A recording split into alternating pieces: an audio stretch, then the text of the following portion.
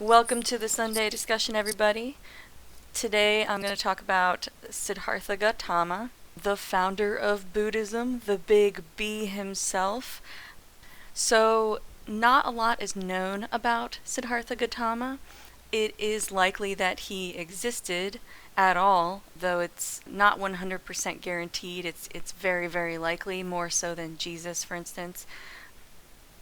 He lived around the Mahajanapada era, which was about 563 to 483 BCE, which was before Christ era, I think is what that stands for. That's what I always think of it as. And he might have died around 483. He might have died as late as 400, but a good few hundred years before Jesus came around. There are no written records about him from his lifetime, and this is part of why, it's not 100% sure that he existed. The oldest written records that mention him come from 250 BCE, so hundreds of years after he died. The oldest surviving actual Buddhist text is 100 BCE and was found in Afghanistan. Some of the older suttas from the Pali Canon, which is a famous doctrine in Buddhism, are written in a way that suggests that the writings were composed around 350, which was shortly after his death. The reason they think that is because these writings have a very high accuracy of what they're describing. So they describe the way life was around 350 BC, and it matches descriptions from Jainism texts. Jainism is actually older than Buddhism. So because those texts match, they do believe, even though the document itself is young, that what it's describing was passed down from earlier oral traditions and is accurate. So that's part of why people think it's very likely that he lived, and a lot of these documents and writings are accurate. So he lived around the same time as Confucius. It's, I think, even debated that they might have met each other or been aware of each other, which I think is really fascinating. The Hindu Vedic religion had been around for about 1,000 years already, so Hindu Vedas were already heavily entrenched in Indian philosophy and religion. And he came about 100 or 200 years before Taoism and before Lao Tzu. So he was born around modern-day Nepal and raised in around the border of Nepal and India, which is called the Bumbini region. In the earliest texts, he's not even called the Buddha. He's called Sakyamuni, or the sage of the Sakyas. This is because he was likely born in the Sakya clan, which was like a rougher ethnic clan that kind of existed on its own outside of the others in the area. It was a high age of a lot of different influential spiritual thinkers. There were a lot of gurus and new schools of thought coming up. I think there were like dozens of different new spiritual schools that just came up in this area around this time. So he grew up in a time of a lot of spiritual change. There are stories of him debating with a lot of other schools of thought. A lot of his disciples came from other schools that had cropped up. He was taught meditation techniques and yoga techniques by other schools and other masters. So at the time, he was kind of just another philosopher and just another guru. He wasn't really known as like the big B of the time, even though he did develop a very strong following before he died. There were a lot of other competing religions and gurus and ideas going on. Jainism was really huge around this time. Hinduism was really huge, and there were other spiritual teachers that were bigger than him when he was just starting out. So he was kind of a reformist rather than a reactionary to the Vedic Hinduism. He wasn't trying to push against anything, but it is likely that Buddhism got a lot of popularity because it was reacting against So there was a leader that conquered a lot of the Indus Valley. His name was Achaemenid, and he introduced a lot of other different types of religions, Zoroastrianism, for instance, and Buddhism probably got pretty popular because it was kind of countering these new religions that were coming into the area that people didn't really like, or that people felt were too absolutist, too perfectionist. So the earliest biographies of the Buddha are pretty young. They're only around 50 CE, so after Christ was born. They do not, even the earliest ones, do not depict him as omniscient, all knowing, or an eternal transcendent being like a god. The deification of him into a god came later in Mahayana sutras and some of the later Pali Canon commentaries. The Buddha himself never said that he claimed to be omniscient. He only claimed to have higher knowledges. The earliest biographies only really focus on his teachings. They don't focus on his life so much. So a lot of the details of the chronology of his life are left out, and they prefer the philosophy when they talk about it. So a lot of the things they do talk about was that he lived as an ascetic. I'll go into the details later, but basically he, became an ascetic. He was searching for enlightenment. He lived 45 years as a teacher of Buddhism. I mean, he spent most of his life just teaching. And the later biographies, add all these miracles and supernatural events and omens and stuff, and I'll get all into that. They talk about him as a perfect, fully transcended being, unencumbered by the mundane world. They say he had a painless virgin birth. Sound familiar, anyone? He had no need for sleep or food or medicine or bathing. He had the ability to suppress karma, superhuman abilities, marks on his body that said he was godlike or superhuman, could live as long as he wished. These are all the earlier, or the later texts that came around that deified him were saying all these things. So, but yeah, the earliest ones don't mention any of this. They just talk about his philosophy. They're more concerned with that. I actually thought that was pretty interesting because I never really thought of the Buddha as a philosopher. But the earliest texts here, that's all they talk about. They don't talk about how the world was created. They don't talk about whether or not there's a God. They don't talk about even a lot of the more spiritual side of transcending reincarnation. None of the early stuff is about that. It's just about human suffering. And that's the problem. This is the same problem, and I'll get into this, that he comes back to over and over. So, around the time that he became the Buddha, there was like a culture of the Great Renunciation. So everybody and their mother was renouncing their lives and going to become mystics in the woods. It was like a thing that people were doing. And that's what he did too.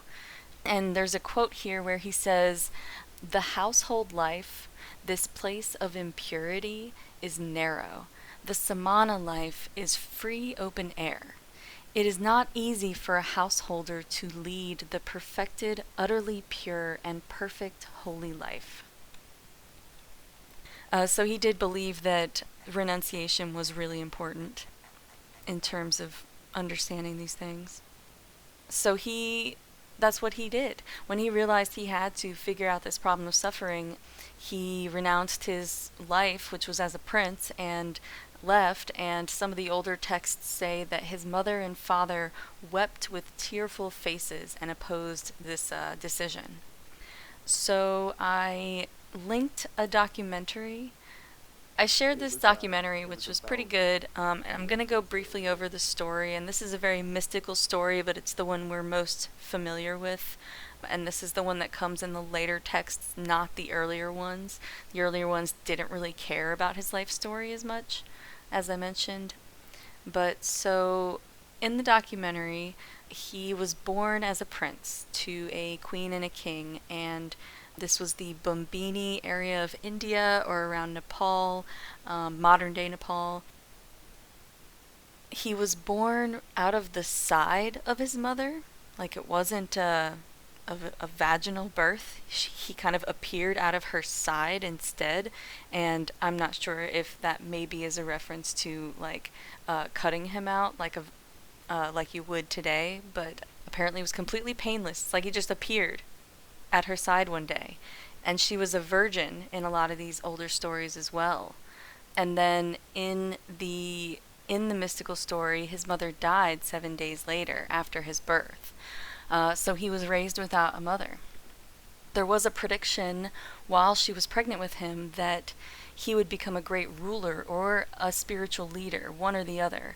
And his father, who was a king, after hearing this, wanted him to become, obviously the next king. So he decided to seclude Siddhartha away from the rest of the world and raise him so that he would be the perfect king and not be tempted by any spiritual leanings. So he was raised with every luxury. He was a prince among this clan of warriors. I have a quote here from the Buddha himself that says, "When I was a child, I was delicately brought up, most delicately. A white sunshade was held over me day and night to protect me from cold, heat, dust, dirt, and dew. My father gave me 3 lotus ponds, one where red lotuses bloomed, one where white lotuses bloomed, and one where blue lotuses bloomed." So that's him describing his life coming up. His father wanted him to be this king, so he basically raised him in this life of pure pleasure. He never allowed his son to see anyone who was old or sick or suffering in any way, because he didn't want him to be this spiritual leader. When Siddhartha turned 16, his father married him to a cousin of his, and they fell deeply in love. In the documentary I shared, there's a weird story where, like, during their honeymoon, they were on a rooftop and having sex, and they rolled off the roof while having sex and landed in a bed of lotuses and lilies and didn't even notice that they had fallen off the roof.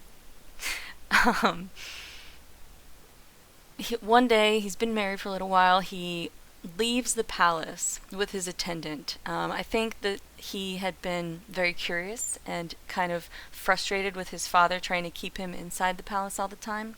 So he leaves with his attendant, and he has the first of 4 encounters.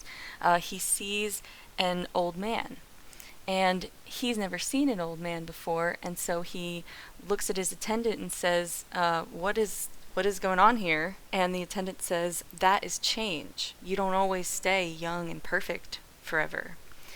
And this was a huge revelation to him. And then he goes back to the palace. I think there's different ways they tell the story. The first time I heard it was that he's walking down the street and sees all these things at once. In the story that they shared, he comes back to the palace and then goes out again the next night. But however it goes, he goes out the next night and he sees a sick man, and he doesn't understand that either, and he asks the attendant, and the attendant says, "That happens to all of us. Everybody gets sick, even princes, even your father will get sick." He sees then that it isn't just a sick person, this is how everybody is. It isn't a special case here, and he's vulnerable to this too. That's his second huge revelation. So on his 3rd trip, he sees a corpse and recognizes impermanence and suffering and death as the real state of things.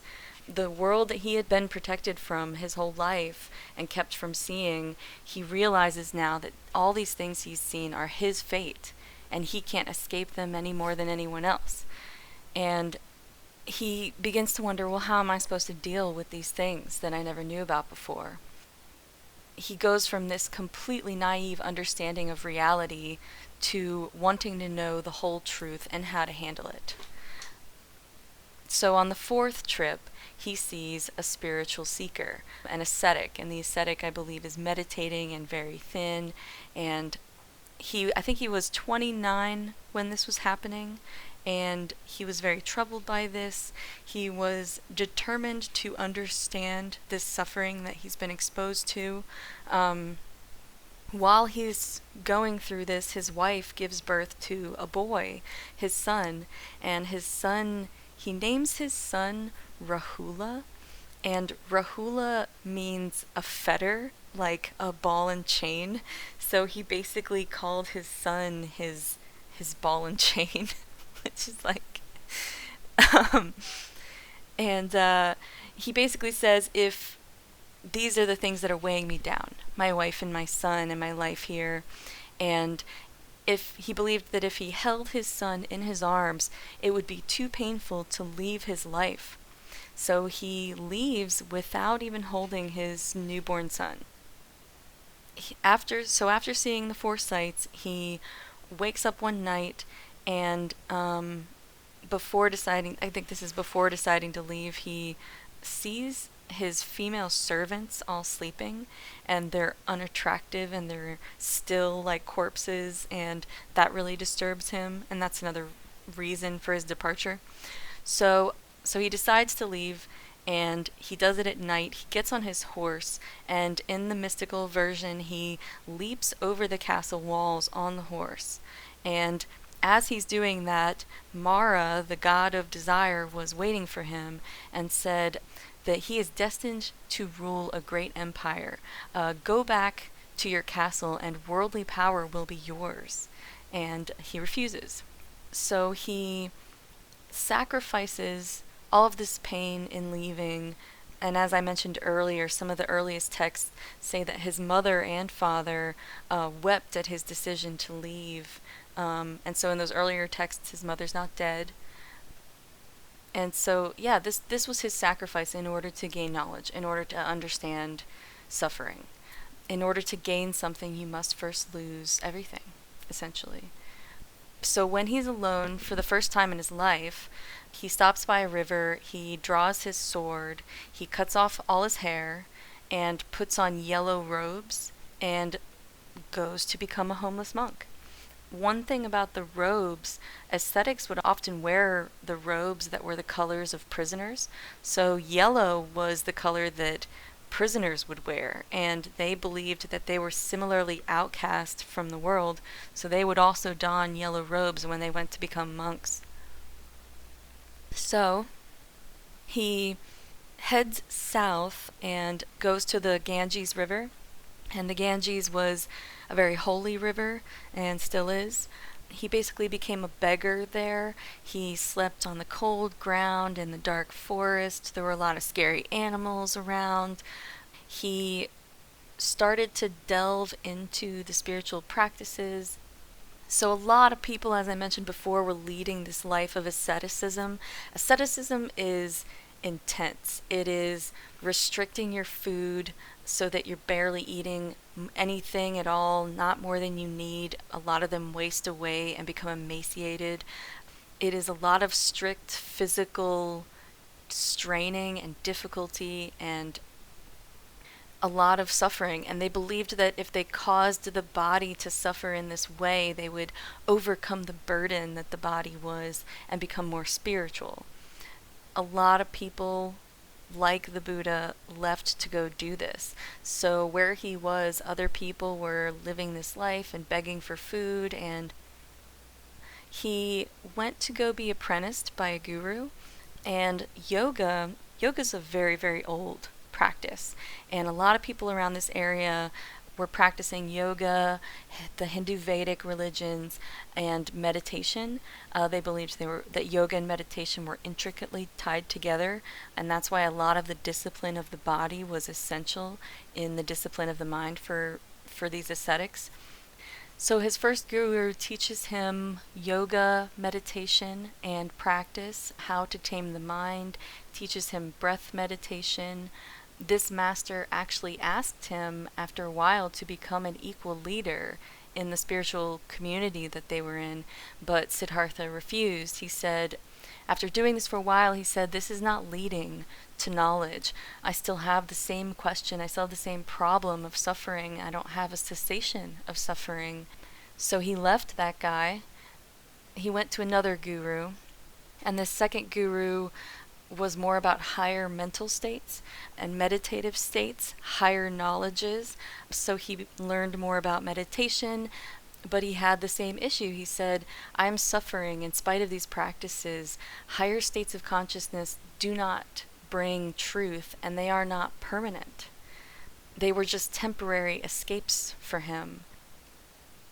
And all of the sources agree that he studied under two yogic meditation masters.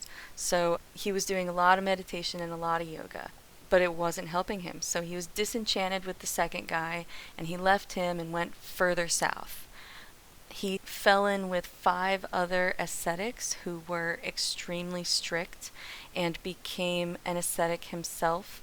He subjected his body to a lot of hardship and pain. They believed that the body was the problem, and if you could punish it enough, you could escape its influence, transcend its limitations. So they did this through a lot of different types of self-torture. He became completely emaciated. You could see his bones through his skin. He did this for years with these other 5 monks or ascetics, and he still had no answer to his question. He still suffered. And he realized one day after years that he still didn't have that answer, and even the ascetic life wasn't answering it. He realized that there was too much attention on the body, and he was on the verge of death when he remembered a time when he was young, as a little boy, and his father took him to a spring planting festival, and there were these ceremonial dancers, and they're dancing over the grass, and they're planting for the festival, and he looks down at the grass, and he thinks about, as a boy, he thinks about all the insects and their eggs being destroyed as this field was planted for us. And he becomes completely overwhelmed with sadness and compassion for these insects in the ground. And as a little boy, so the story goes, he crossed his legs in a yoga pose and sat under a rose apple tree by a river. I think it was by a river. And as he sat and didn't move under this tree, all of the other shadows of the other trees moved, but his tree's shadow stayed put the whole time and didn't move. And he felt pure joy. And he had this memory, near death, completely starving to death. He remembers this from being a boy and realizes that that joy was important and that he couldn't get back that joy if he didn't eat, because he was going to die. So he decided that he should eat. And it just so happened at the same time, of course, convenience for the plot, because this is a good story, a village woman appears with rice porridge or rice pudding, and he takes it and eats it. And he realized that his original question about suffering is still there, and he had been clinging to the spiritual path, and that we can live as normal human beings, and torturing the body didn't answer his question. So he bathed himself, and his other 5 ascetics were like upset about him leaving and eating. They scorned him and were disgusted with him, and so he left them, he bathed himself, and he went to sit beneath the sacred fig tree. Ficus religiosa is actually the Latin name of this tree, and it's also called the Bodhi tree. And he began to meditate, and he was doing a jhana meditation, actually. He realized that jhana meditation was the path to awakening. So he realizes that meditation is the way to get this answer. He basically says, I'm going to sit here and I'm not going to move until I have figured this out and solved my original problem that I started with years ago.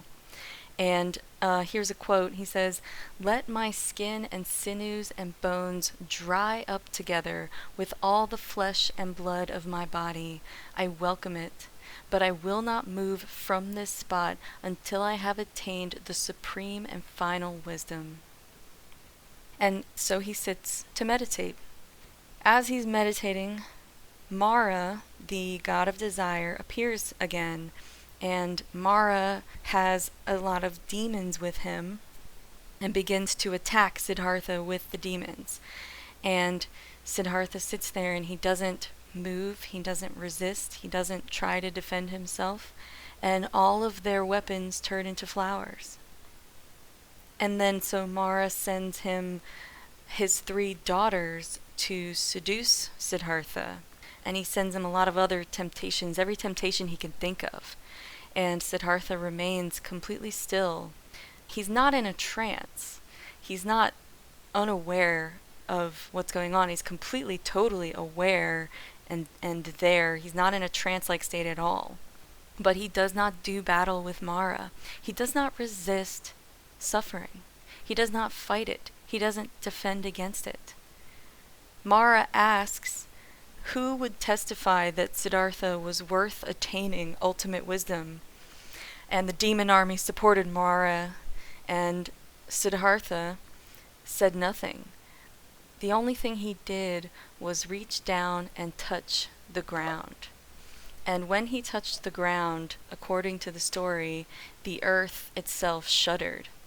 And in some versions of the story, they say that it was the earth goddess that he refers to or calls upon, and he basically says, the earth itself is my witness. And at this, the demons flee, Mara leaves, and he continues to meditate without Mara through the night. And in this night, though in some stories it's like, I think, weeks that he spends like this, he sees all of his former lives, every single former life he's ever lived, animals, other humans, everything. He sees the workings of the universe. He sees the way that everything goes together. As the first morning star appeared, he roared like a lion, "My mind is at peace." And at this moment, according to the story, the Bodhi tree rained down flowers around him, and he became the awakened one, the Buddha. He achieved the 4 jhanas and the 3 higher knowledges. So the 4 jhanas are states of meditation, and the 4th one is the highest state. And then the 3 higher knowledges are knowledge of past lives, knowledge of others' karmic destinations, and the extinction of mental intoxicants. Past lives were a really big deal. Hinduism had been around for so long. People believed in the cycle of suffering through reincarnation, and that your karma would determine your next life. And so, another quote from the Buddha is, "At this moment, all beings and I awakened together." So it wasn't just him becoming awakened. When he became awakened, all of existence around him and all beings became awakened also. Our thoughts of yesterday make our thoughts of tomorrow. So for them, karma was very literal, and other lives were very literal. They believed that your karma determined your next life, and that you would break out of the wheel of samsara when you led a life without, I forget if it's without suffering or without causing harm or with purely good karma. So this was for 1,000 years Hindus had been talking about this, so it was definitely a heavy influence in Buddhism, past lives. So when the Buddha became awakened, he realized, among many other things, that he had always been awakened. He had always been enlightened and in nirvana, and that the capacity to awake to this is already within all of us. It is the now moment seen directly. It's not about life after death. It's not about God. It's just about awakening to the nature of suffering, the nature of ourselves. So there's two different versions of the story that say he sat under the tree for 7 days, or he sat under the tree for weeks. You know, realistically, without food or water, it probably wasn't weeks. But basically, he freed himself from this cycle of reincarnation and suffering. He extinguished desire, hatred, ignorance, and achieved nirvana. After this, he stayed under the Bodhi tree for a while. He didn't want to go back to society. He was tempted to just retire into complete solitude from the rest of the world and not teach what it took him 6 years to discover himself.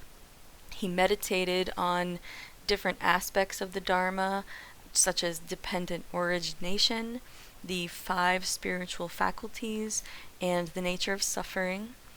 He was 35 when this happened, when he achieved enlightenment.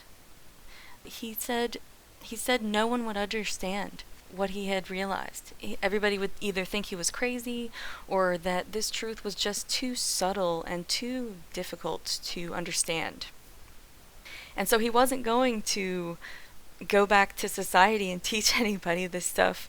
And then, according to the story, Brahman, the god, like not capital G God like the Christian God, but almost that, Brahman, which was like a huge Hindu god, came down to Siddhartha on his knees and said, "Please, we need you to teach others this truth."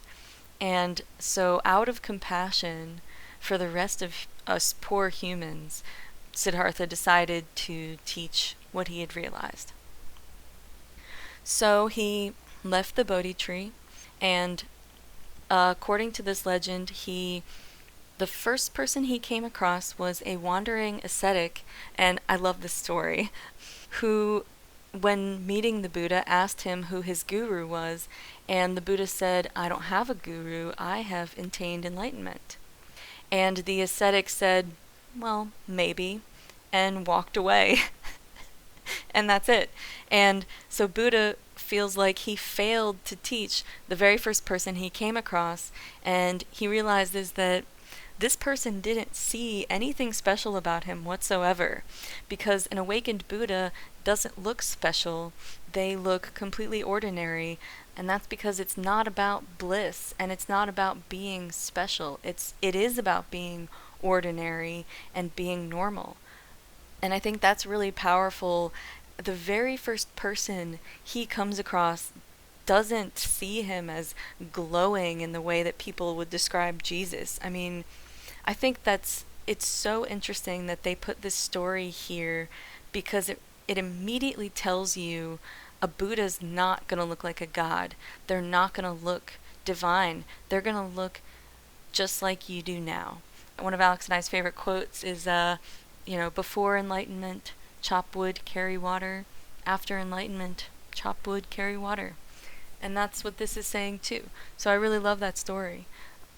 So he leaves this guy, and he wants to go see his old teachers, his 2 old yoga teachers, but they're dead by this point. So he decides to go see his old companions, the 5 ascetics.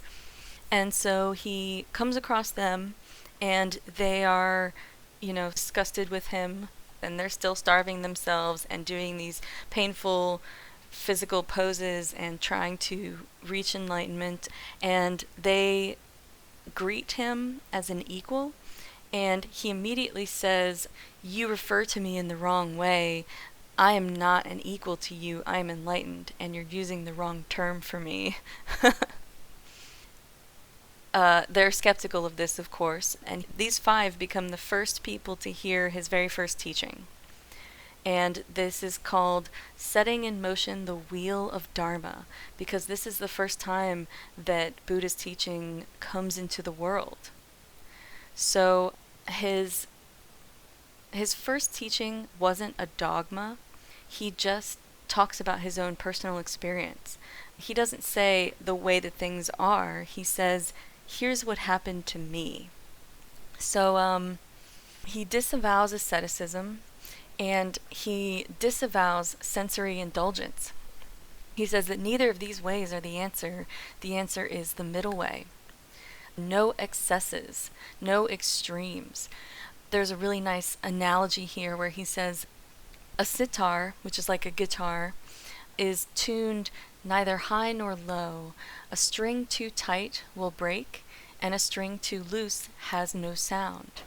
Tune us the sitar neither low nor high, and we will dance away the hearts of men. And so this was the first teaching, the middle way. And then he goes on to talk about the Four Noble Truths. And just briefly, the Four Noble Truths, I'm imagining everybody already knows, but I'll just go over it real quick. The first one is that suffering exists. The second one is, you could also call it dissatisfaction. The second one is that suffering doesn't arise by itself. Our mind causes it to arise from desire and craving. The third noble truth is that we can be free from suffering by letting go of craving. And this is interesting. In the documentary, they kind of say, well, where does the desire for enlightenment fit in? Without desire, how do we live? How do we achieve nirvana? And the Dalai Lama in the documentary says, well, there are good desires and bad desires, and that you should really have a non-reliance on desire, and you can't really get rid of it. So the third truth is really interesting because it says you can get rid of it, but how do you get rid of it without wanting to get rid of it? This is one of my favorite paradoxes of Buddhism. And then the fourth noble truth is the way to be free of suffering is the Eightfold Path. And the Eightfold Path is basically right meditation, right action, right thought, etc., etc. Very similar to the ancient Greeks, actually. And so the 5 ascetics who he's teaching this to become his first sangha, his first disciples. They believe him and they begin to follow him. They renounce their other ascetic life, essentially. So these 5 starving dudes, ascetics, become his first sangha. And then he teaches them his second teaching, which is the concept of no self. And this becomes the non-self sutra. There's a lot of names for these sutras that are really long names that I cannot pronounce, so I'm just simplifying a lot of it. So after this, he begins his 45-year career of teaching, and more people start to listen to his teachings. A local guild master joins them, his friends and family join them. Then there's a story where 500 people who had previously been ascetics convert over to him. And after those 500, he delivers the Sutta teaching on the Discourse on Fire, which I don't really know much about. But yeah, basically 45 years of his life, the next 45 years until he was 80, he spent traveling around southern Nepal and India and teaching Buddhism. And he taught lots of different types of people. He taught nobles and kings, wealthy merchants. He taught servants, ascetics, people who owned houses and had families, murderers. There's even a story where he teaches cannibals, which sounds really interesting. The language that he spoke is unknown, actually. I didn't know that. We don't know what language the Buddha used. It's likely a close relation to Middle Indo-Aryan dialect, and the language of Pali is a standardization of that, but we actually don't know. And of course there are no teachings that were written down for hundreds of years after he taught. I mean, it was all oral tradition. So yeah, he was traveling around. Later, his now grown son, Rahula, the old ball and chain, Buddha actually comes back and visits his old home, and his son ends up joining him, as well as his father, according to the stories, and they become monks and disciples as well. And so his stepmother comes up to him at one point and asks to be ordained along with other women who have been following him. And at first, the Buddha says no. He says he will not ordain women into Buddhism. They cannot be monks. And in response to this, his stepmother shaves her head, and all of the other women do the same, and they don the robes and follow him anyway. And eventually, seeing this seriousness that they're taking it with, he allows them to be ordained, but only if they accept the 8 conditions. And these are part of the teachings of Buddhism, which are conditions about the relationships between monks and nuns and the differences and how they have to kind of live. She basically convinced him to change his mind by telling the Buddha women have the same ability to reach all stages of awakening. And it's likely that he hesitated because women were more in danger if they were wandering nuns and they were not under the protection of men. So in that time period, you couldn't just go be a woman and be an ascetic or a nun, because you would likely be raped or killed. So he made these 8 conditions in order to protect them. And I think I didn't really look into what the 8 conditions are, but I think it's probably likely to do with them not traveling as much, or traveling in groups, or maybe having someone around to protect them. I'm not sure. So for 45 years he does this, and after the first 20 years, his Sangha grew so large that he realized he needed rules and regulations for the Sangha, like rules about their bowls, and rules about the robes, and just kind of rules about the way they were supposed to live as monks. He would spend a lot of his time traveling. He basically endlessly traveled.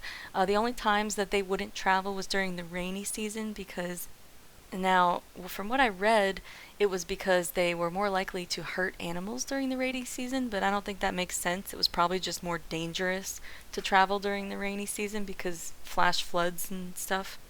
Other than that, he would travel all the time. He would debate other spiritual leaders. Kings and other wealthy merchants would give him spaces, like designated parks and villages for him and his monks to live and preach. He was welcomed by multiple different kings. During his life, a lot of powerful rulers came to accept what he said, and many of these rulers also accepted Jainism and other branches of religion, probably just to keep the peace with all of their followers. But these actions that they took to accept Buddhism helped spread it around and make it a bigger religion before he died. So, towards the end of his life, he developed bad back pain, and he would delegate the others to teach for him, a lot of his other monks, even though he did teach right up until basically he died. There was a schism in early Buddhism. One of his followers, named Devadatta, who was also his cousin, attempted to take over leadership of Buddhism. And when he was unable to do that, he actually left the Sangha with several of the other monks and formed a rival sect of Buddhism. And in the Pali texts, it actually says that he planned to kill the Buddha, but that his plans failed. And this very much reminded me of Judas. And I think it's interesting that a lot of the biographies of Buddhism came out around the time of Jesus. So like the earliest biography was around 50 CE, which was shortly before a lot of people started writing down the things about Jesus. And it's funny, it's very much a kind of archetype, a kind of mental archetype, to have these stories of the virgin birth and the betrayal and a couple other similarities, the temptation of Mara with the demons and the temptation of Satan in the desert with Jesus. There's just a lot of similarities when you really look at it. But so the guy plans to kill the Buddha, but it fails, and then the Buddha sent 2 of his highest monks to the other rival sect to try to convince the others to come back to him. And it's unclear what the split was even about. It's not really written down well. There's conflicting reports. It could have been about the 5 points, which were seen as too aesthetic, but I'm not sure which side saw them as more aesthetic. It's really just unknown why they split. So the last year that he was alive was a time of war. One of the ministers of war came to him and asked him for advice, and he says, "Do these 7 things and you can prosper." And then he kind of realized that his Sangha, he started to get worried about the future of his Sangha.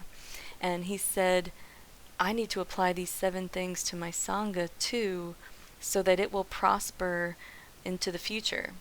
And so he says to the Sangha these 7 things. He says, "Hold regular and frequent assemblies, meet in harmony, do not change the rules of training, honor superiors ordained before you, do not fall prey to worldly desires, remain devoted to forest hermitages, and preserve your personal mindfulness." So these were some of his last teachings to keep his Sangha going. His 2 chief disciples, monks, died right before he did. He was ill for the last few months of his life, but had started to recover, and I think he was about 80 years old at this point. So the Sangha, seeing him ill and old, was asking for him to appoint a successor, and he refused. And when Ananda, who was one of his closest disciples, came to him requesting a successor, he said, and this is a quote, "Ananda, why does the order of monks expect this of me? I have taught the Dhamma, making no distinction of inner and outer. The Tathagata, which is his teaching, has no teacher's fist in which certain truths are held back in the fist. If there is anyone who thinks I shall take charge of the order, or the order is under my leadership, such a person would have to make arrangements about the order. The Tathagata does not think in such terms. Why should the Tathagata make arrangements for the order? I am now old, worn out. I have reached the term of life. I am turning 80 years of age. Just as an old cart is made to go by being held together with straps, so the Tathagata's body is kept going by being bandaged up. Therefore, Ananda, you should live as islands unto yourselves, being your own refuge, seeking no other refuge. With the Dhamma as an island, with the Dhamma as your refuge, seeking no other refuge. Those monks who in my time or afterwards live thus, seeking an island and a refuge in themselves and in the Dhamma and nowhere else, these zealous ones are truly my monks and will overcome the darkness of rebirth."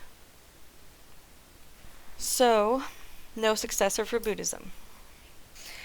After traveling more, even though he was 80 years old and sick, he was still traveling and teaching. He ate his last meal, which was an offering prepared by a blacksmith. The blacksmith's name was Kunda. And after this last meal, he got very sick, and he was going to die. And he told Ananda that Kunda's meal had nothing to do with his death, and that his meal would be a source of the greatest merit because it was the last meal for a Buddha. So he was kind of trying to say, I think he was probably aware, like, oh, people are going to associate my death with this guy and he might be in trouble. So he specifically says, it is not this guy's fault. I enjoyed that last meal and he should be honored because he gave me my last meal. It's not really known what the meal was. There are some reports that it was pork, which is very interesting because it goes against the vegetarianism of Buddhism, but there are some of the earlier texts that say it was pork or pork related. Some others say that it was a truffle or another kind of mushroom. After the meal, they continued traveling, even though he was sick, and he got to the point where he became so weak that they had to stop, and they found a resting place in a grove of trees, and the Buddha announced that he was going to die soon and pass into final nirvana. He ordained one last novice into the order under this grove of trees, and then he repeated his final instructions that the Dhamma and the Vinaya were to be their teacher after his death, and there was no other teacher, just the teachings. He asked if anyone had any doubts. No one did. And then apparently, as reported, his last words were, all sankharas, which are formations, so all formations decay. Strive for the goal with diligence. He then entered one last meditation, and then he died. And it's unclear if he died because of food poisoning from the meal, or if it was because of some other kind of underlying condition from his old age, but his body was cremated.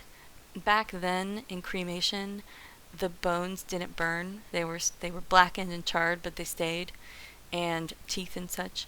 So his bones and teeth became relics and were passed around the country. They were sent to various rulers and leaders, kings, and with the spreading of these relics, Buddhism spread as well. And that kind of helped Buddhism spread and helped with the sacredness of the message, that his bones would travel with the message. And so that is the life of Siddhartha Gautama. Questions? Concerns?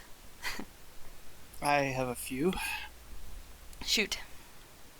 So, um, at the very beginning, when he was going through um, the forest and seeing all these people, he was seeing the sick person and then the old person. The foresights, Um, yeah. mhm.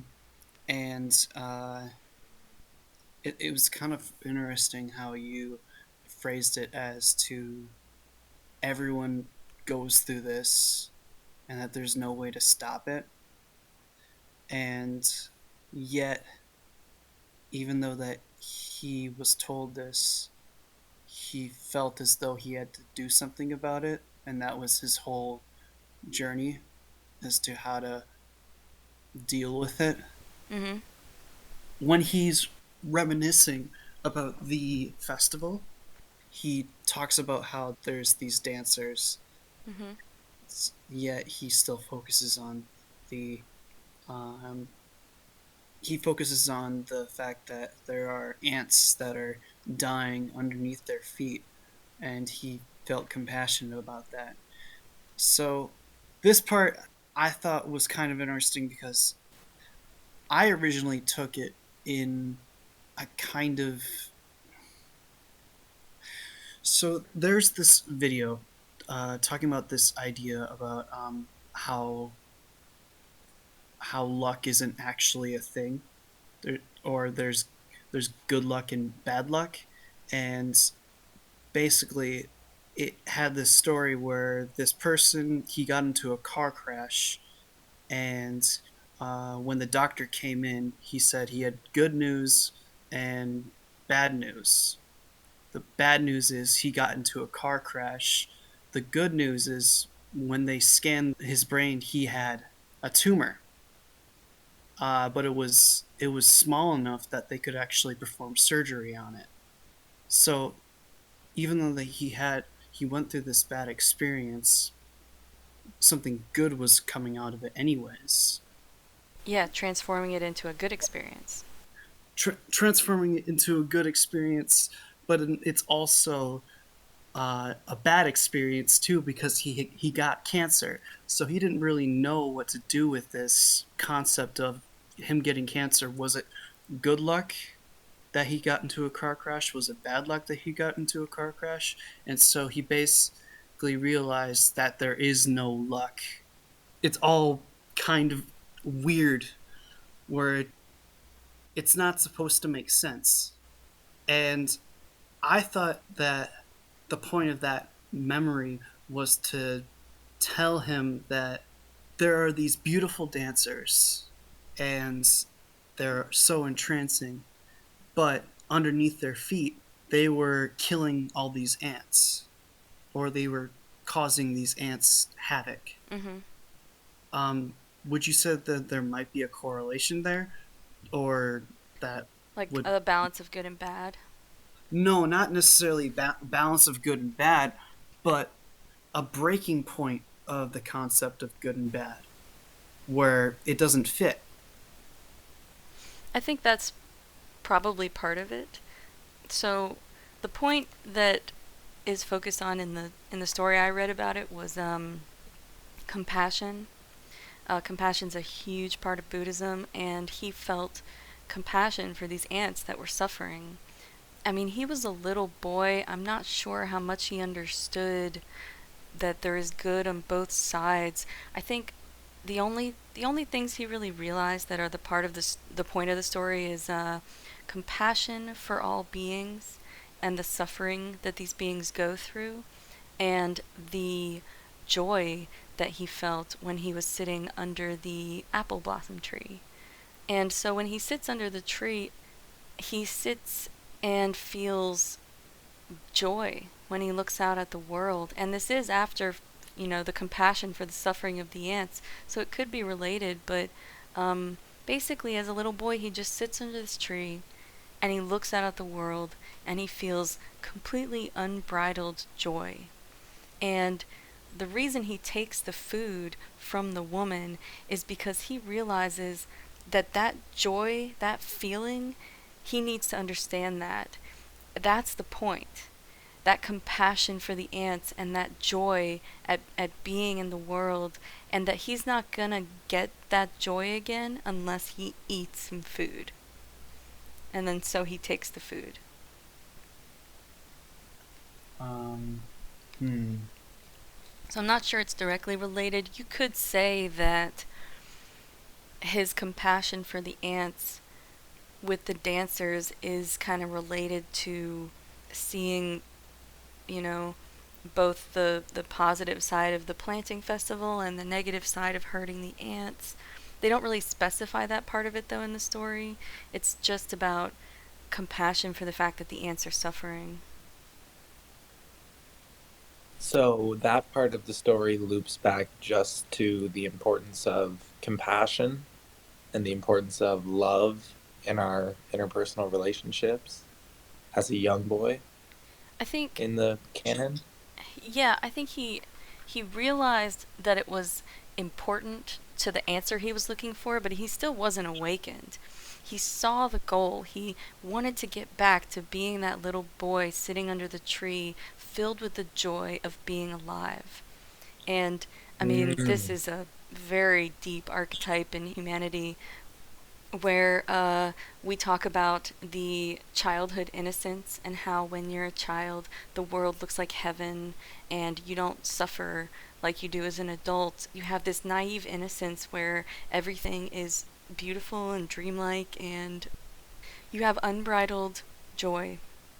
And this is often a parallel with the fall of man, Adam and Eve being completely unself conscious and naked like children would be, and only when they eat from the apple of the tree of knowledge do they become self aware and then become ashamed, like an adult would be, of their nakedness. And so he was trying to get back to that joy he felt as a boy, as well as that compassion, I think. Compassion is such a huge part of it because the compassion is what drives him to teach, because he feels compassion for humans who also suffer. His heart bleeds for the suffering of all beings, even down to the ants. Yeah. So Um, what comes next? the big fight, the big war between him and Desire. That was coming next. I do love that. I But I think the fact that Mara is a representation of desire that he has to do battle with, and Mara tries to fight him, and he just doesn't resist, and he doesn't battle with Mara. He refuses. I think that was so. It's such a good analogy for the struggle that we have with the concept of desire and what it is.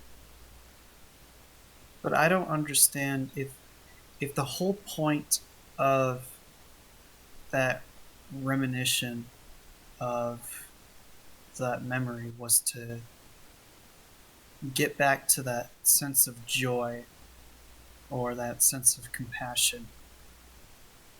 Okay, would you say that reminiscence of that memory had something to do with why he was able to beat Mara? Hmm. Because if it did, then I don't understand why he needed to know that he should have compassion or he should try to get back to that place of joy. If he just remembered that and it wasn't related to um, how he beat desire, then Well, then he that kind of makes the story doesn't um the story about him as a boy, he doesn't become awakened because of that story. He doesn't realize anything other than I right, need to stop starving myself. but obviously it has something to do with the plot of the story, right?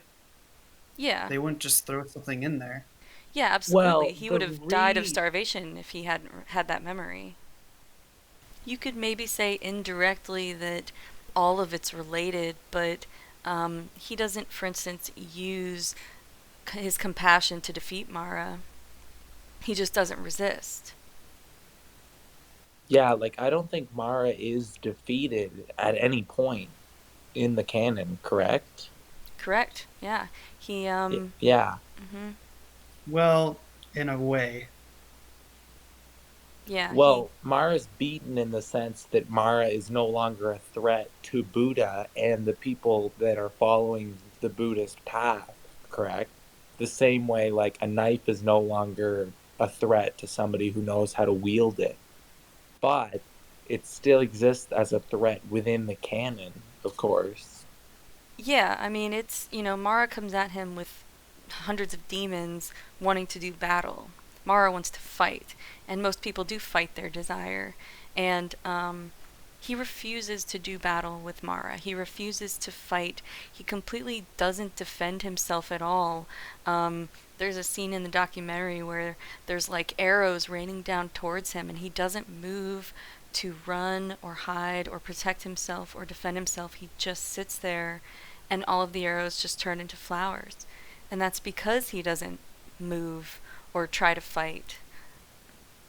He So, doesn't sit there because he's thinking of compassion or thinking of joy. The story about the ants gets him to realize that the aesthetic life is not the answer. He doesn't realize what the answer is yet, but it helps him realize starving himself and punishing his body is not the answer. And I think he does see the answer in the joy that the little boy experienced, but he still doesn't know how to get to that point yet. Mr. Mime says, do you believe that we have some kind of ego when we're born, but it's very dormant? Um, so the ego, as we talk about it here in Buddhism, is kind of a sense of your own self. It's a self-awareness. Children actually don't really develop this until they're about 2 years old or something. Um, it's usually tested for with the mirror test. So if you put a dot on the forehead of a child, when they're a baby, they'll reach towards the mirror because they think it's another baby, or they don't associate what they're looking at with themselves. But around like 2 years old or so, I think, they'll reach up to their own forehead because they look at the mirror and they realize, oh, I have a dot on my forehead. And so there's a concept of me there. So it isn't something that happens quite when you're born, at least not in human babies.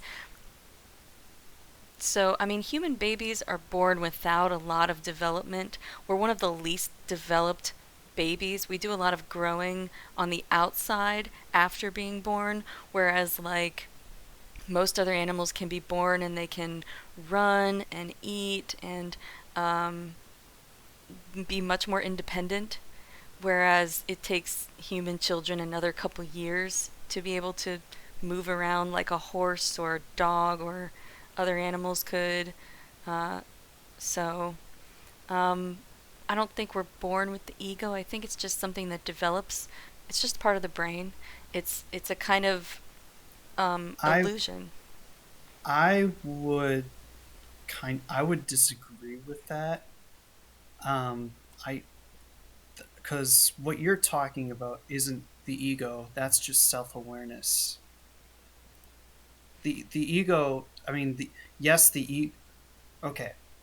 So the difference between ego and self awareness is when, well, it's simply that. It's just seeing and feeling what is internal, and feeling that, uh, if you look at your hand, you realize that that's your hand. But the ego is, I would say, own your own identity of who you are as a person. Rather than having self-awareness, it would be basically telling yourself, I'm a businessman, I am a monk, I am whatever you want to be. uh, that would so to answer your so to give a, my own answer to it, I would say that no, there is no ego, because the baby did not learn any sort of, well, assuming that there is no sort of language to um, take, that you can fabricate a new identity other than you, if that makes sense. Well, Yeah, the ego, as my friend Jimmy always says, the ego is not my amigo, right? So if we don't want to get confused, and it's important not to think that the ego is one and the same with ourselves. It's a very basic error to think I am, not only am I the ego, I am just the ego.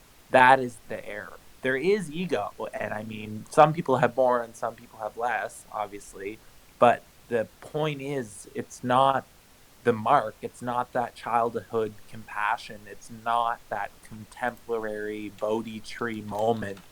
Those moments are egoless, not because the ego is silent, but because something new takes its place.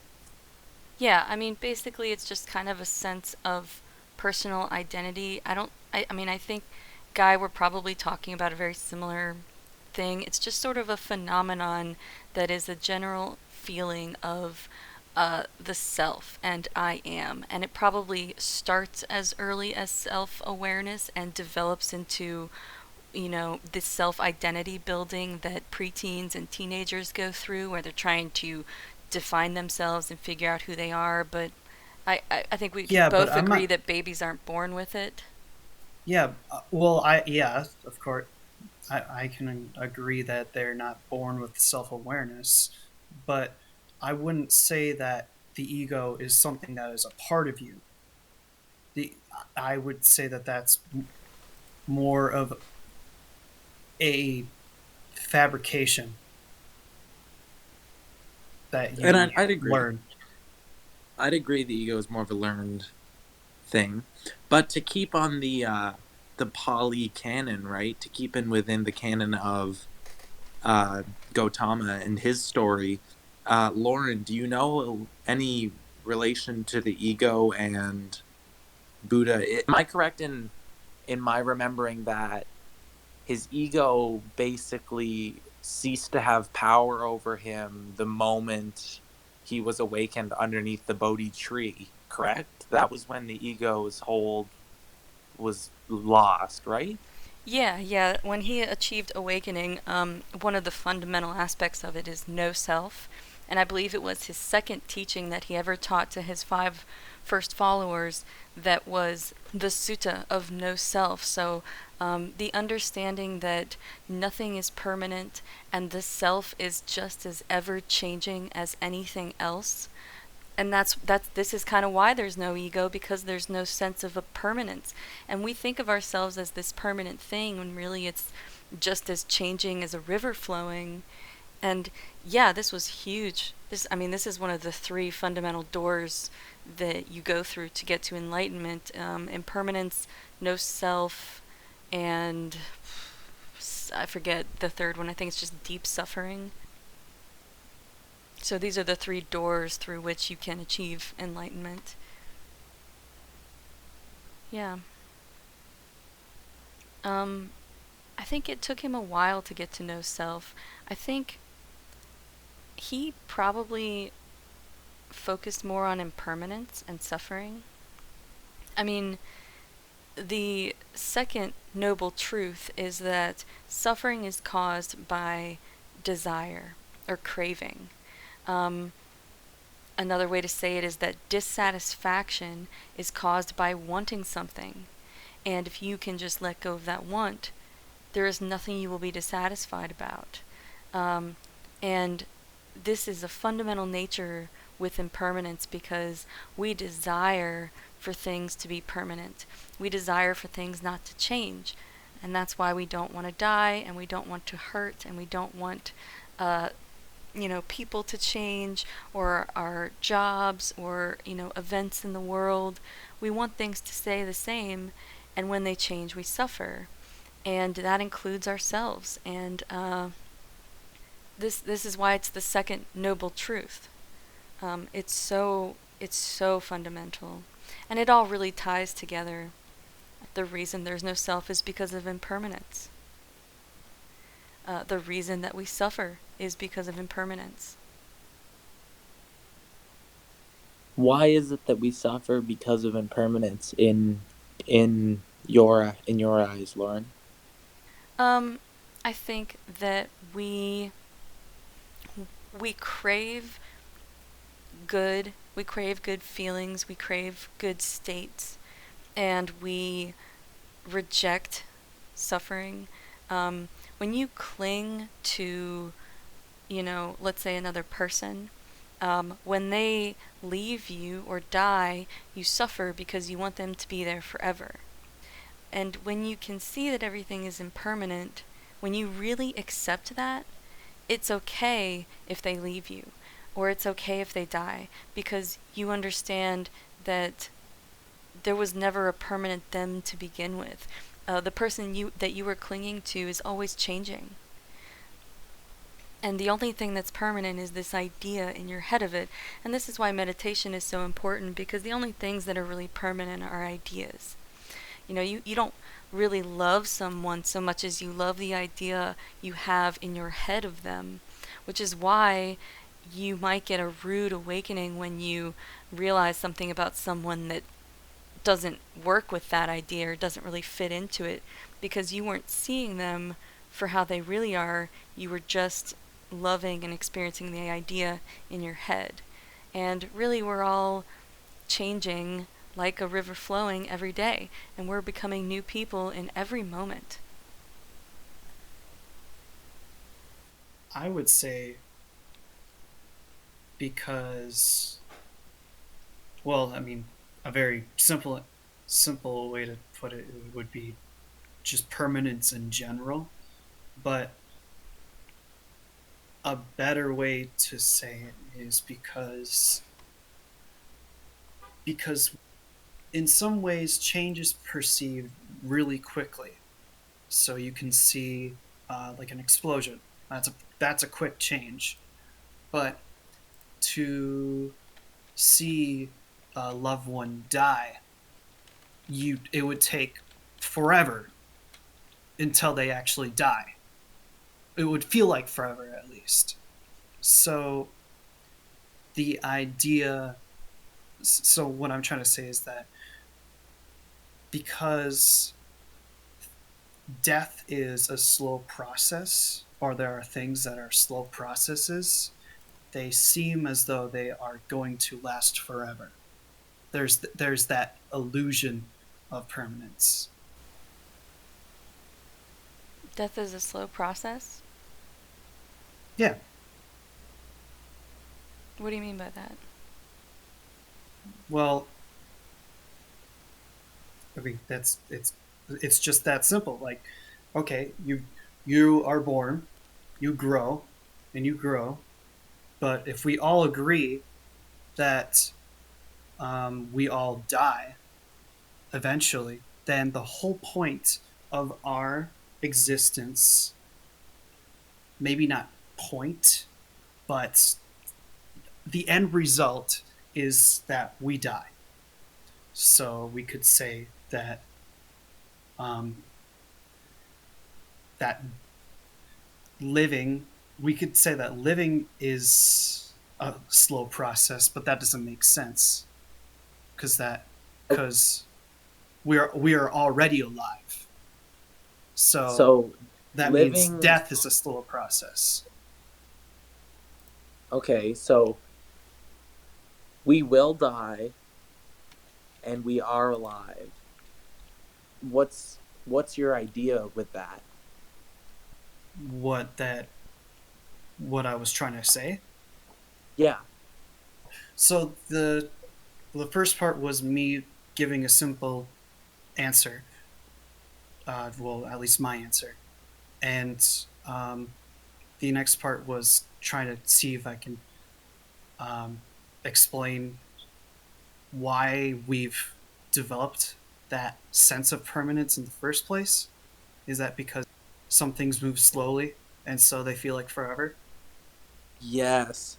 Like, here's an example. Somebody who has been alive before you were born, from your perspective, they have existed forever, right? Like, my grandfather has existed to me, to my eyes, forever. And for him to die, it seems like forever has ended, but it hasn't really, because I wasn't the starting point. You understand? Mm-hmm. Yeah, I mean, death could come on instantly to someone who was young, who nobody would expect it from. Uh, so in that way, that the death itself can be very quick, but yeah, you could say that life is kind of like a slow process that is leading towards death. But it's also a slow process leading towards life too. I mean, you can't really separate them, I think. Um, Well, you can because we don't live to a higher state, if that makes sense. It's, we're not doing the opposite of decaying. that's what all of Well, that life would be is growing. doing. But we are. We Yeah. are, Well, guys. yeah, okay, fine. Life wouldn't exist but if that was the but the case. thing is, if we agree that the end result of this life is death, then therefore life is a process leading to death, But and I therefore disagree. death is a slow process. The end result of this life can't be death. That's one event in the world, right? Well, The end result the for the any one that individual matters to you. organism. No, my death is not the only thing that matters to me. I'm not I'm saying. not like to think that the finish line to have the finish line of death be somehow more important than my porridge 17 No, years that's not before the. my death. I'm not saying that. Okay, I'm not Okay. saying jump off a bridge because it's the only thing that because then you'll quicken the process. But Yeah. I'm saying is that, however, we can't live more. We live less. I don't know I how have to say saved my this. own life, guy. I've saved my own life and I've had my life saved. So I can tell you, you can live more. If you're to cross the street and somebody grabs you and pulls you back and a car that would have hit you doesn't, that is you getting more life. Is it not? Yeah, Right. there's also the concept of evolution. I mean, without evolution, we would still be single celled organisms or um, proto life in Not the form of organisms at amino all, yeah. acids. Okay. Yeah, exactly. So, That could be translated into more life. Hmm. oh, oh. hold on. Maybe I can scrap this. Okay, maybe I can scrap it. So if we if we have a loved one, a girlfriend, boyfriend, whatever, and we basically hanged out with them all the time.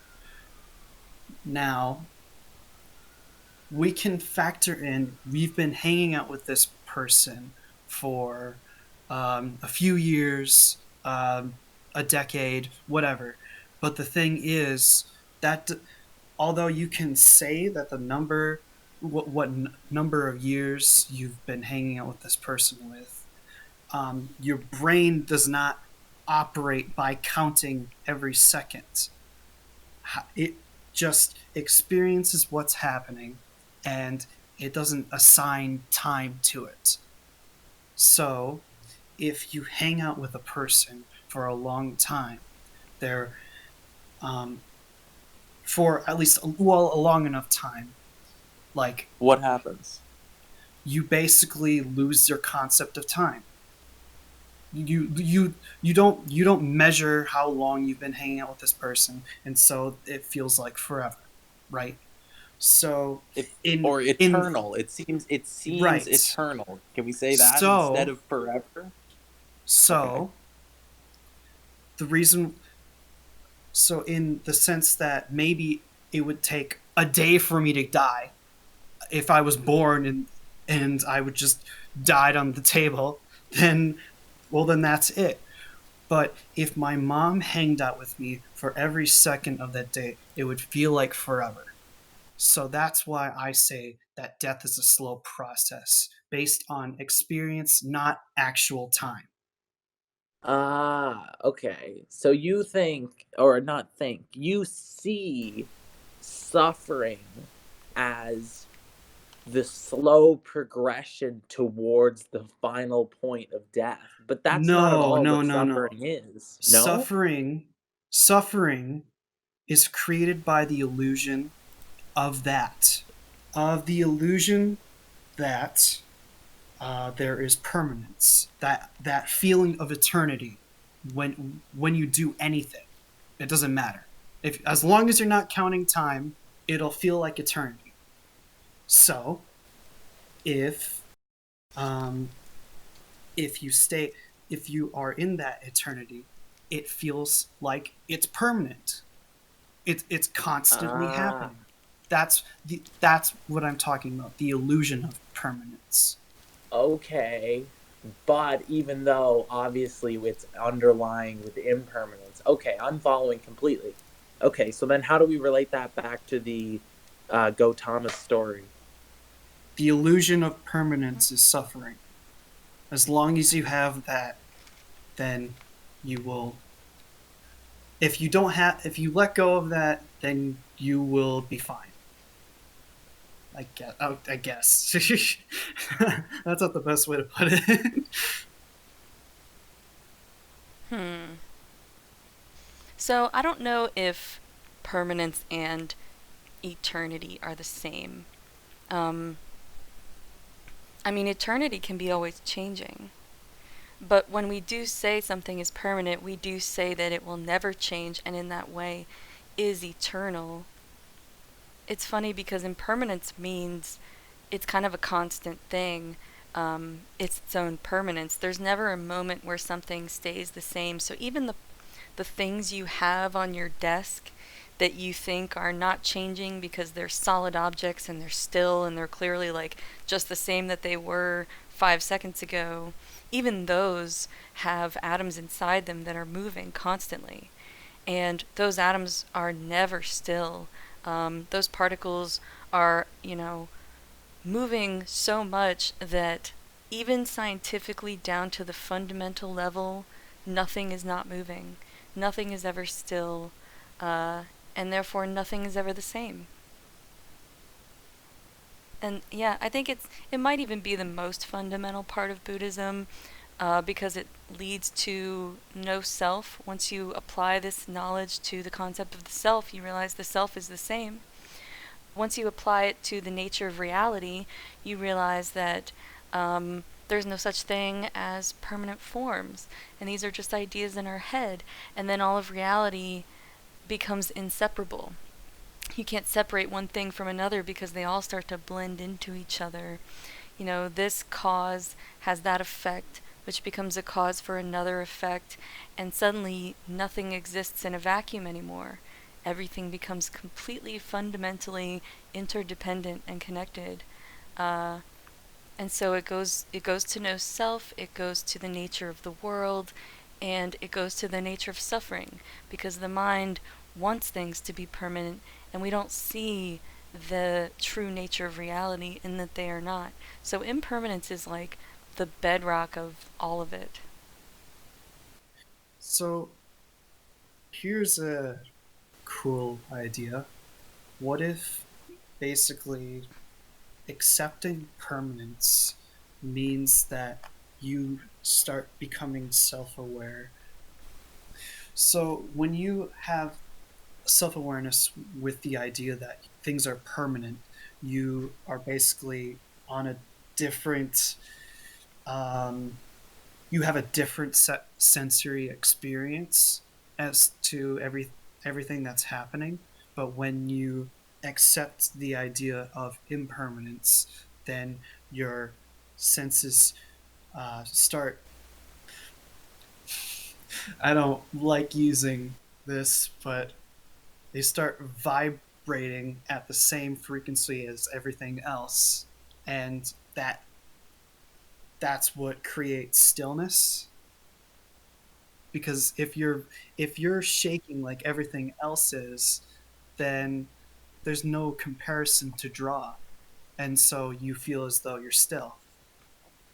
I think Mime kind of had a similar question. He says, you still have a permanent aspect, don't you? The stillness in you that never changes because it is all there is.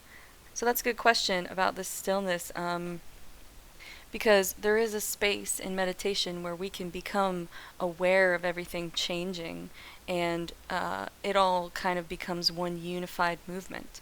And that stillness within us is something we can come back to. Um, Even in that stillness, I think time moves forward and things around us still change. We still breathe in and out. There's still movement. And therefore, even though it's still, it's the kind of stillness that is still a steady rhythm. And you can't stay in that state permanently either. And this is part of what Siddhartha discovered when he was training with the other monks and meditating, and he realized, yeah, I can achieve higher states of consciousness, I can get to that stillness, I can be in that space, but that's not permanent. It's not lasting forever. I can't stay there forever. And so even to Buddhism and stillness itself, impermanence. Even to enlightenment, impermanence. Impermanence. Yeah. Mm-hmm. Mm-hmm. Does that? Is Mhm. there anything wrong with that guy? Do you follow that? Why? Well, why would I'm that just be wrong? asking. Do you follow? I'm not. I'm not implying there is a problem. I'm just saying, like, I'm just asking if is that your understanding is what I'm asking. Mm, I mean, I would. So there's kind of a strange paradox going on here, that the idea that everything is impermanent, right? So if we can agree that everything is impermanent, then that means that this impermanence is impermanence permanent. Impermanence. Period. Not impermanence with a contract. Not impermanence with a suit of armor and a sword, and not impermanence with a title. Just impermanence, without question. Right, but that means In what way would it be permanent? what? because because it's constantly going on. But That's like saying gravity's permanent. Like, yes, gravity might be permanent, but if we were to destroy all matter in the universe, No, no, right? no, no, no, no, no. Okay, it's like this. Okay. Let's say we we had a sine graph that was basically moving with time, and we would see that this sine graph would be uh, have a wave up and then wave down and wave up and wave down, and so it's it's never at the same place. It's always changing, and so therefore, because it's always changing, then that means there's a consistency, and that consistency Is involves impermanence. permanence. No, it's permanence. If it's consistently changing, Well, then that's the yin and the yang, right? Then that's impermanence is on one side, impermanence is on the other, right? The concept of it certainly requires the concept of permanence. You know, it's like saying, is black white?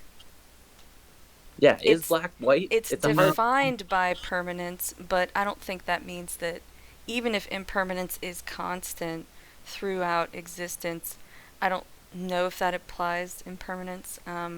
Is existence itself, like, is substance, is the universe permanent? I mean, in the end, we really just don't know. It might come a day where the inevitable heat death of the universe turns into a kind of flatlined state that is yeah, that's what I is was thinking permanent. too. Um, but we really don't know. Yeah, What we but can not perceive now knowing, is impermanence. not knowing, we constantly don't know, right? Even if you constantly think you do not know, is my constant, if I'm being honest. And that's a constant of inconstance. That's a constant of unknowing. And if unknowing is my constant, right, guy, then that is destroying. That is constantly being broken down. But you and I and people, we're under the impression that something breaking down is it being destroyed. When breaking something down makes new things sometimes. If you break down flour, Sometimes. eggs, and sugar, you can make a cake, right? That's breaking things down into something new. What if we broke things and we decayed and we died towards life, towards reality? What if that? So you're saying, so then you're suggesting afterlife? It doesn't need the suggestion of an afterlife. It just needs the suggestion that impermanence and growth can go together. So, so in the story, uh, I like to really pay attention to the the whole war part and how he ended up becoming enlightened, because that's like the whole turning point of the story. So how he was able to defeat desire was to basically stay still and not react to it. Is that essentially Well, telling, stay still well, isn't not like, staying still physically yeah, necessarily, yeah, yeah. but not Okay. reacting to it? Yeah, but also not being allured by it. Like right now, if somebody were to hold out like money, if somebody were to flash like your currency in front of your face, guy, your instinct, like your hands would move towards it, right? You don't know me. But if you were to really practice true stillness, somebody could flash a huge wad of cash and put it on the table in front of you and you wouldn't even think about grabbing it. It's like it's like people who don't realize they're hungry, right? They want other people's food. They look at other people's food. They look at food pictures, but they don't make their own food because they have lied to themselves that they're not hungry. You know what I mean? Once you're full, once you eat that rice and you sit under that tree, then you no longer need more rice, right? Like if another lady were to come up to Gautama and say, "Hey, do you want more rice?" He might take it out of kindness, you know what I mean? But he's not desiring that rice because his belly was full. That's the point of the story. Once we have a full belly, a completed mind, and a clear conscience, we're no longer attracted to the things that were addicting. We can still indulge. It's just they're no longer traps. They're no longer like magnetic. You know what I mean? This is a list of spiritual terms that have come out of Buddhism. Bhavagati, the Blessed And One, Ahram, worthy of homage, Hina, conqueror. This is all things in the Pali Canon. Sugato, well gone or well spoken. Vijaya, Karan, Sampano, endowed with higher knowledge. See, all these things are ideals that aren't directly necessarily like Siddhartha Gautama, the man himself, right? He didn't invent these spiritual truths. He discovered these spiritual truths. Him and his friends found these things out. It wasn't like one man sat down and instantly from God had a USB chip with all the information tell him everything.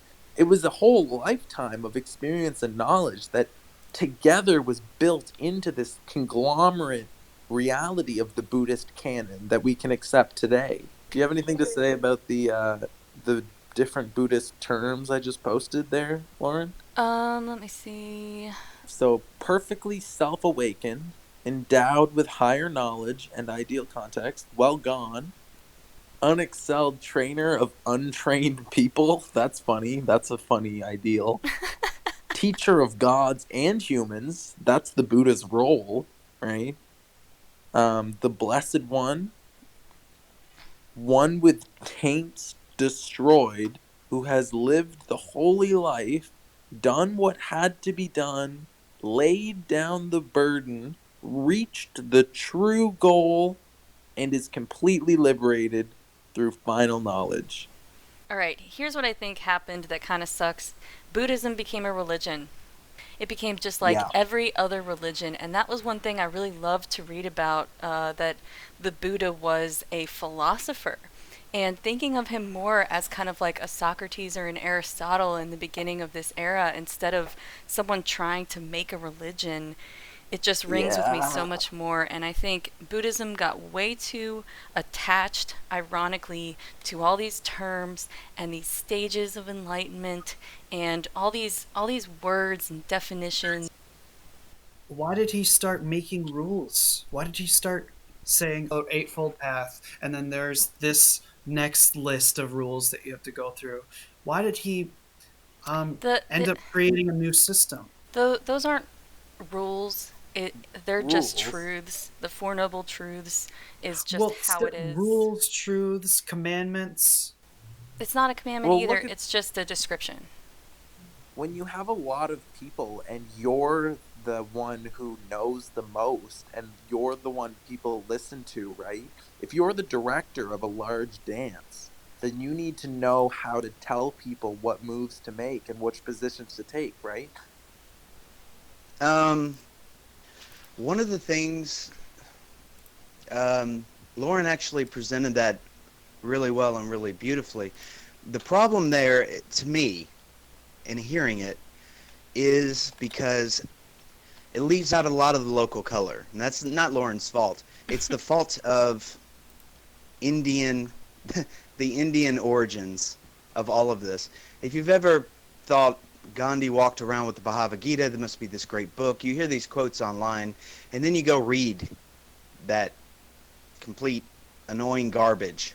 It's You begin to understand the frustration of dealing with Indian text. Now I want to say something about the Pali text, okay? Number one, Sanskrit is a language that exists only for conveying Buddhism. It was the original oral language preserved, also written down a little bit later. Now, one problem is with Sanskrit, it's very fluid. It's almost like early Greek. So each word, like suffering, can also perhaps be better rendered, at least I prefer it, as frustration. If I say the world is frustrating, I don't know anyone that would disagree with that. Wait, Let did you me, say that Sanskrit was created for Buddhism? it's preserved by Buddhism. It exists only today in Buddhistic texts. There are no Sanskrit texts that are not currently preserved that are Buddhist related. You can go find some inscriptions on tablets, maybe, but it's unique in the world for being the language of Buddhism, and that's why anybody really still knows about it. All right, so let's talk about the problems of translating the extended Pali Canon. I've actually been through a lot of it that has been translated. A lot of it hasn't. Nobody's bothered. Now, the way Gautama expressed himself too, you'll miss some of the greatest stories because number one, you got to dig through 150 pages of bullshit to get a paragraph that is it's clearly That's the most him. relatable thing ever. I mean, it's clearly him. For example, he had a mild form of anxiety. He would sit down and he would say the fear would come upon me. So what I did was, if I was standing and the fear came upon me, I wouldn't sit until I conquered that fear. If I was sitting and the fear came upon me, I wouldn't stand until I conquered that fear. That's how I beat panic disorder. It's basically what he's saying. However, he says this as a throwaway paragraph in the middle of 150 pages of rigorous right action, right this, right that. You've got to dig to find it. So it was extremely frustrating because I went online and after I had my experience, I read everything I could. And I dug through something called the Buddhist Bible. It's nothing of the sort. It's just 5 suttas put together. And I'm digging for little pieces. And you always find these little anecdotes. And the anecdotes are important. Lauren mentioned cannibals. Well, there was one cannibal. And what happened, his story itself took 5 pages to tell. And it's this really tragic, engaging story where he pretty much loses everything, loses his wife, loses his kid. And so like kind of like the Green Knight in medieval folklore, he loses his mind and he goes crazy, starts just killing people on the road and, eating them. And they're telling Gautama, don't go out to this guy. Don't go out to, he's like, I'll be back in 7 days. And he's like, no, don't go out to the guy. Don't go. And he goes out there and the guy tries to attack him. And this is a very interesting interaction. It lasts about 5 pages. You got to dig through 10,000 pages of bullshit to get to it. And the Pali Canon is so large. If you think a Bible is tough, the Pali Canon, just the translated versions would stack. I've seen it before. Would stack from the floor to a 10-foot ceiling. And the untranslated stuff, the stuff that they haven't got around to yet, to translating, would fill your house. Unlike Christianity, Buddhism has never had an ecclesiastical council. They've never had these repeated. Whoa! Can you explain that? Ecclesiastical council? Yeah. Okay. Christianity, for example, the Bible just didn't pop out. First, they had to agree what was holy and what was apocrypha. Apocrypha are like enlightening stories that help you understand Christianity better, but probably didn't happen. They have a whiff of bullshit about them. The Apocrypha even exist in original 1611 copy of the King James Bible because they didn't really want to cut it out, and they didn't cut it out until about the 1650s. I actually had a copy of that, and they didn't used to bind the Old and New Testaments together. The Old Testament was bound with Apocrypha. When you talk about Buddhist sutras, they have never gotten together like the Council of Nicaea. They have never had a Constantine break his sword across the table and sit here and say, no, you're going to come up with one set of beliefs. We're going to organize this shit. It never had the Roman Empire behind it with that rigorous belief in patriotism equals religion. And so to be patriotic, we're all going to sell on what we believe. There are several ecclesiastical councils in early Christianity that basically decided what is good and what is bullshit. And if you ever go back and read the Gnostic Gospels, a lot of that got cut out at those ecclesiastical councils. But I can say one good thing for those ecclesiastical councils. It basically just means council of priests or bishops. I can say one great thing for it. At least it cut it down to a manageable size. What we're relating, the surface story, doesn't tell you what's really that damn special about Gautama? How did he prevail over all of these other gurus and everything else that continue in India even to this day? And it's the little stories. Just in reading it, it leaves so much to be desired, but that's not because it's not there. And the thing is, if you actually are born in China and you read Chinese, the amount that is available to you to kind of comb through and look for the real living, as Lauren was saying, philosopher, it's just tremendous. But I also think it's necessary because I hate the Buddha personally. I'm a Buddhist. I hate the Buddha. I can't stand him. I mean, if I see him, I'll kill him, to quote a Zen aphorism. And that's because, I mean, take the Diamond Sutra, for example. That is a beautiful diamond. Nichiren Zen is predicated on that. It's built on. But my God, have you read it? You got to read through about 3 pages of Leviticus-like begats with names that are 150 syllables long. And then you're followed by kind of an avalanche of bullshit. Or the Lotus Sutra can be terrible about that. All of a sudden Buddha appeared with 88,000 gods. All the gods showed up. And then there were 88,000 lesser gods. And then there were 88,000 of everything. It's ridiculous. 88,000 camels showed up and 88,000 everything else. And then you read through a bunch of shit like his face is made of gold or water is shooting out of his ass or all this other shit that I guess is very important if you're an Indian and you're competing with Brahman or Brahma, but to a modern reader is just like, get the fuck out of here. And then all of a sudden you get a paragraph that sounds like a real guy. And you like this real guy. This real guy is awesome as hell. And then you're back in Buddha again. So Gautama peeks his face out. You got to dig for him. But then you're back in this Buddhistic bullshit again, to where it's showering gold and there's 1,000 diamonds and 10,000 everything. It's kind of like in the Aladdin, the movie, if y'all watched that, where Prince Ali is coming in and there's 85 camels and they do a song about it, and there's bitches throwing shit in the air and there's all sorts of everything, and it's just it's ridiculous. I don't know why. I guess I do know why, actually. Indian mythology demands this.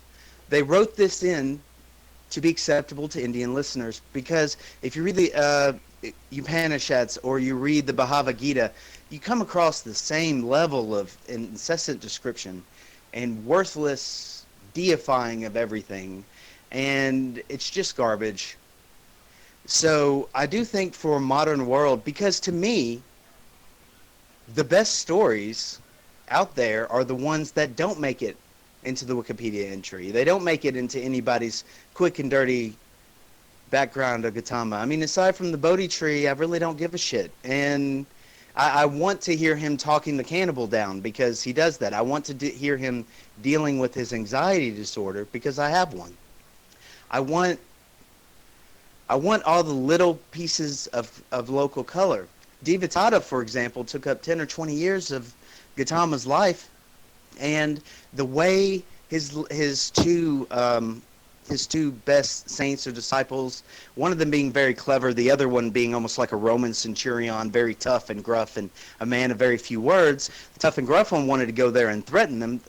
The slick one, Ananda, he sits here and convinces Devadatta that, hey, we're going to join you. You know, you want to do this other thing. I heard that this king wanted to talk to you. Why don't you go do that? The moment he walks out, he jumps in and sits here, and he just convinces everybody, shame on you for walking away from the true Tathagata. Come on. Da-da-da-da-da. And he takes half of Devadatta's people with him through some very slick arguments that are not going to make them their way into the general biography. But shit, that's what I want to read. I want to hear the actual, how they actually did it, because otherwise I've got nothing but questions. And if I've still got y'all's attention, I'll tell y'all a few stories that don't make it on the beaten path, but Yes, please. may make you like Gautama a little better. Okay, so people have this sort of beatific image of the Buddha. Again, that hated golden-faced fucking Buddha. That that kind of remind me of certain people's images of Yeshua of Nazareth or Jesus, where he's this sort of worm shining by your side. Oh, he's always peaceful. Oh, and it's nonsense, because when he inducted nuns, one of his priests and the nuns couldn't help themselves anymore. They ran off a corner and screwed like bunnies. And Gautama got so infuriated by it. And you've got to dig through thousands of pages to find this. But he dresses him down so hard, you're wondering where the Enlightenment went. He's sitting here, and he's tearing this guy up. Not only is he fucked, he's fucked forever. There's no way, da-da-da-da-da. And then one point he comes up, he snatches the guy's robe, and there's semen stains on it. He's like, you didn't even bother to take off your robe. You didn't even, just rips this guy down, shames the chick, da-da-da-da-da. Let me tell you what's going to happen to you. And he tears this guy apart. And you would have to read it. It's 2 or 3 pages. I can't replicate how freaking cool he could diss somebody, but he was a sarcastic guy. He could do that. You would never get that from the official story. Another one that's a little bit shorter, that's easier for me to kind of encapsulate. In Buddhism, there's 5 things you don't do or you'll never reach enlightenment. A lot of this is self-serving, but it's not as deep as like all the cardinal sins. Okay, you don't shed the Buddha's blood. You don't try to disrupt the Sangha. Don't attack a priest. Don't kill your father and mother. And that's it. Because it's sort of ingratitude and there's a big social stigma. So this king that could have been very, very useful came up upon the Sangha, and he says all the right things. And he goes on for 2 pages, and it's actually very beautifully written. And you get the idea that underneath this actually happened. It's not bullshit. He actually said all these things. It's that sort of diplomatic kind of high-level flattery that you imagine happens in the United Nations, right? And he says all these right things. And Gautama's kind of pleased, but he's wary of princes, having been one himself for the Chakra clan. And at the end, the king just tries to kind of work in at the last moment. He said, yeah, now, sadly, to take power, I did kill my father, and he was a good man, and I feel bad about that. But aside from that, I've been doing everything you say, and I haven't done anything. So, da-da-da-da-da, will you bless me in this and that? And Gautama says, sure. And he says, even though that happened, that's a negative thing. But you know what? You do this, you treat your people right, you do this. And he sends them off. And the moment the guy walks off, Gautama turns around and looks at everybody else and says, he's going nowhere. He will never, ever achieve enlightenment. He's fucked. He's deeply fucked. I just told him that to get him the hell off our porch. But he is deeply and traumatically, through all his rebirths, fucked. He's got he doesn't have a prayer land. God, don't be like him. He's like, oh, well, you said, yeah, I said that to get him the hell out of here. But, don't be like him. He's royally screwed. Because just that very thing of killing his father created such horrible karma, there's no fucking way. And then he'll just sort of walk off. And that's the sort of local color I look for, because to me that sounds like a real guy. He's having to play politics. That same king came back and went on the warpath and threatened to destroy all the villages surrounding the forest. Where Gautama and the Sangha were. So Gautama went out there, and he's like, you gotta flee, he's gonna kill you. And he says, no, I'm just gonna sit here. And he sits there on a rock right in the king's path. And the king is so moved by this, mostly because it's weird, and this would happen because later Sun Tzu in The Art of War, he did this exact same thing, and his prowess was so legendary that the invading army thought it was a trap. And with Sun Tzu. And it was sort of the same thing with Gautama. He just sat on a rock, defenseless, and Sun Tzu made an army reverse itself in the spring and autumn period in China. And the Chinese have a history of naming things really beautifully that are really horrible. The spring and autumn period was a 200-year period of ceaseless warfare that killed 3 out of every 4 Chinese people. They call it spring and autumn. Gautama did the same thing. He turned this army around. But later, Devadatta got to this same king, and he felt like he'd been played, so he came back and he killed everyone in all the villages that were supporting the Sangha, and Gautama just sat there and wept. It is like if Congress were to pass a 1,600-page omnibus bill. This is what I call reading the Pali Canon. It's like if they passed a 1,600-page bill that no one in America reads. There are these just poor, unfortunate bastards who have to read every line of that document and then do like a 2.5, 3-page Q&A in the Washington Post, the New York Times, telling you what your benefits are, what this means, what they just passed. And the original Pali Suttas are in Theravada are just like that.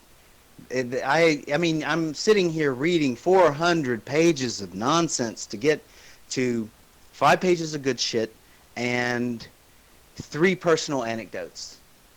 That's Gautama. And after doing so through thousands and thousands and thousands and thousands of pages of this, I started looking for that voice of Gautama. And it's pretty close. It's the same as the one in the Dhammapada. That's who you're looking for. All this beatific Buddha bullshit, anywhere where he's fat and made of gold and, you know, rainbows shoot out of his ass are complete. I hate that guy. I hate it more than anything. And that's what everybody thinks. When you say I'm a Buddhist or a Zen Buddhist or something, they're like, oh, the fat laughing guy. No, not at all. Gautama speaks to me directly. If I can find out if I can find the guy for the 99% of this super exalted horseshit Buddha, that I feel like they were in kind of a war, because Indian mythology is just like this. It glories in names. It glories in descriptions. You get 2 pages of someone describing someone's horse. And the names are 20 syllables long. You have to dig through a lot of stuff. But I still do it just to get these little stories, just to get this little paragraph. Here's what he said about, you know, I do that to get the thing about anxiety, just because he was so strong-willed that when that panic disorder would come on him, he just would stop and say, we're not going another step, just like under the Bodhi tree, unless I get this shit. And he analyzed it mindfully, unless I get this under control. And I really think that's the person everyone's looking at. And if you ever read the Platform Sutra, it's got, I'll just close with this, it's got a very interesting story in it. The 6th patriarch of Zen is in the Platform Sutra. Zen is currently composed of the essentials from the Diamond Sutra, the Heart Sutra, the Lotus Sutra, although Nichiren Zen is obsessed with the Lotus Sutra. Nam Myoho Renge Ko basically means I totally dedicate myself to the Lotus Sutra. And you get the Heart Sutra, Diamond Sutra, Lotus Sutra, and the Heart Sutra is only a page long.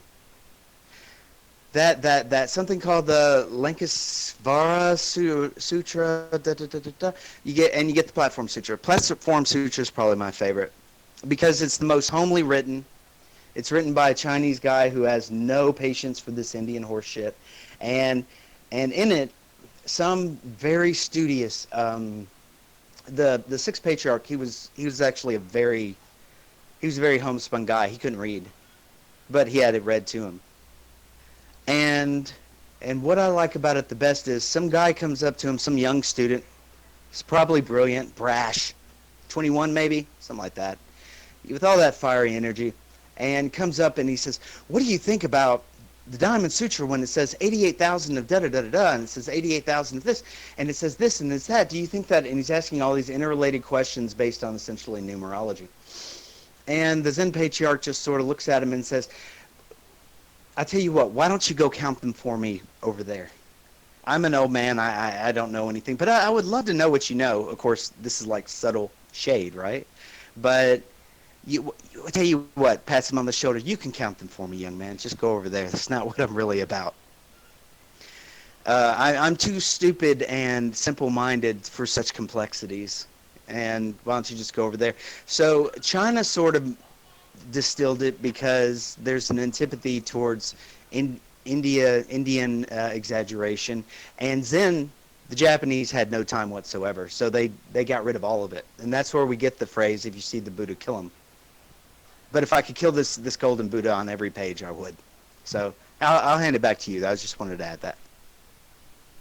That was good. That was some good context. I think that kind of was my original point, though. I like a lot of what the Buddha says. I think that the worst thing that happened was that it became a religion, and they built all these other things that's around where it. Yeah. Exactly. That's why I mentioned that. I totally agree. Yeah. So, why exactly does in the fictional story? Why does he start creating all these rules and creates Right. yeah. Right. Now, Gautama actually was a systemizer. He was very much about that. Um, Actually, the one where he pulled out the anxiety story is actually, there's a lot of Gautama right after that. I'm just kind of get watered down because back then, and this is the best I could think, you're dealing with a lot of simple people. You really have to spell it out. So he could have just said, right action is right this, right that, right this, right that, right this. Now, apply that same concept to right intention, right this, right mindfulness, da da da da da. However, as it's written like almost like the people hearing it can't make that leap. So this lasted, I counted 65 pages of him explaining, and it's just permutations. We've got we actually have a ridiculous kind of a bar slash it serves food, and it's very very proud because it's got the longest menu in Memphis, Tennessee.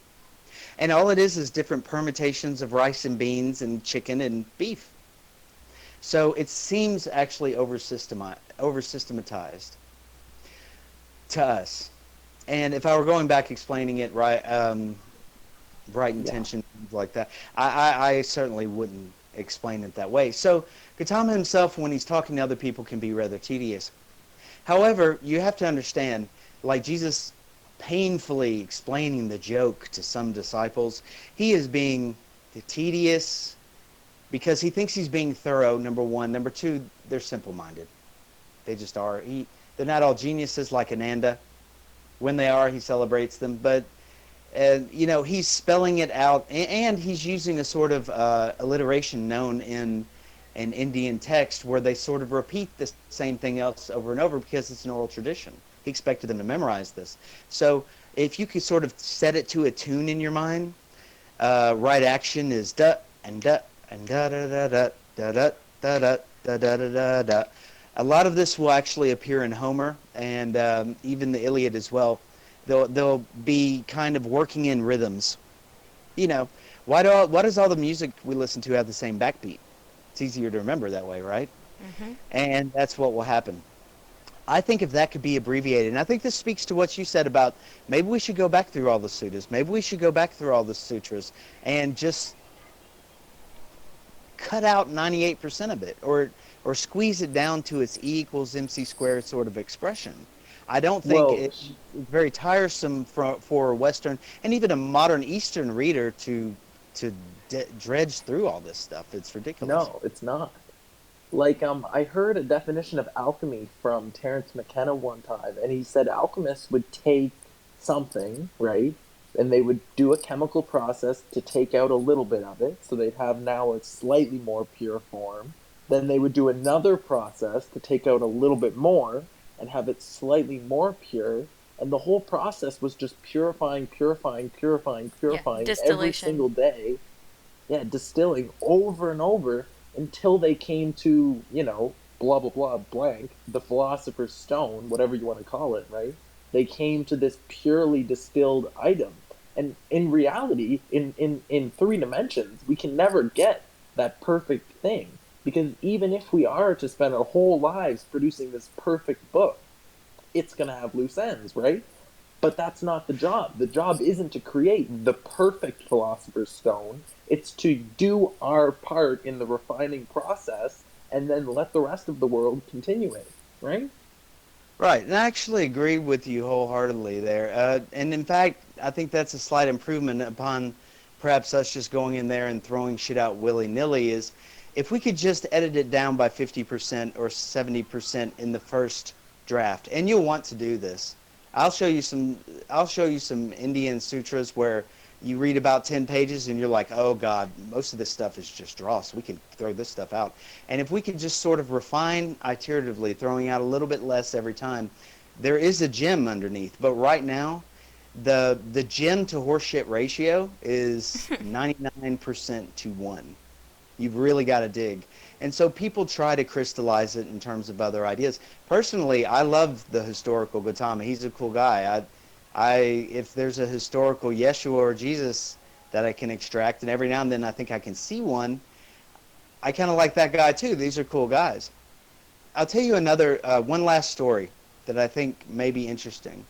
Um, Back then, Gautama was a prince, it's true, but he wasn't the prince of India. Back then, almost every little, what we would call them counties today, counties, not quite a state.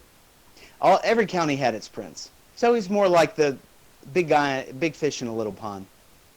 But he left, and his dad, and he just joined the Sanghan, is the one thing his dad didn't want him to do, because he said, your son is either going to be a great warrior when he was born. They read the runes or the chicken livers or whatever. It said, your son's either going to be a great warrior, or he's going to be a great holy man. Well, he didn't want the holy man. So he kept him away from holy men. He kept him away from suffering, as it said. That might be too over-exaggerated, though. Gautama certainly knew people aged. He was just anything that would take away from this sort of invincible warrior sense he had. But then he left and defied his father, and ran out on his kids, and he took off. And then he does this Sangha. Well, word begins to get back to Dad that he's out there. So Dad really wants son back home. So what he does is he sends a deputation of 10 people. Thing is, and this you would really have to infer by reading a lot of it, Gautama has this sort of little supernormal power. He can bring you to enlightenment really fast. I mean really fast. And some of these stories... You mean instantly?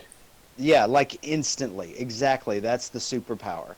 Some of these people, some of these stories, if you're to put a time frame in your mind just to what happened or transpired, and then the people walked away enlightened, we're talking 30 minutes to an hour. He was fast. And so he took all those 10 people Dad sent, converted all of them, none of them came home. So Dad, he gets a little bit more, well, I don't know what happened to them. I assume they were killed by bandits on the road. So he sends out another 10, same diff.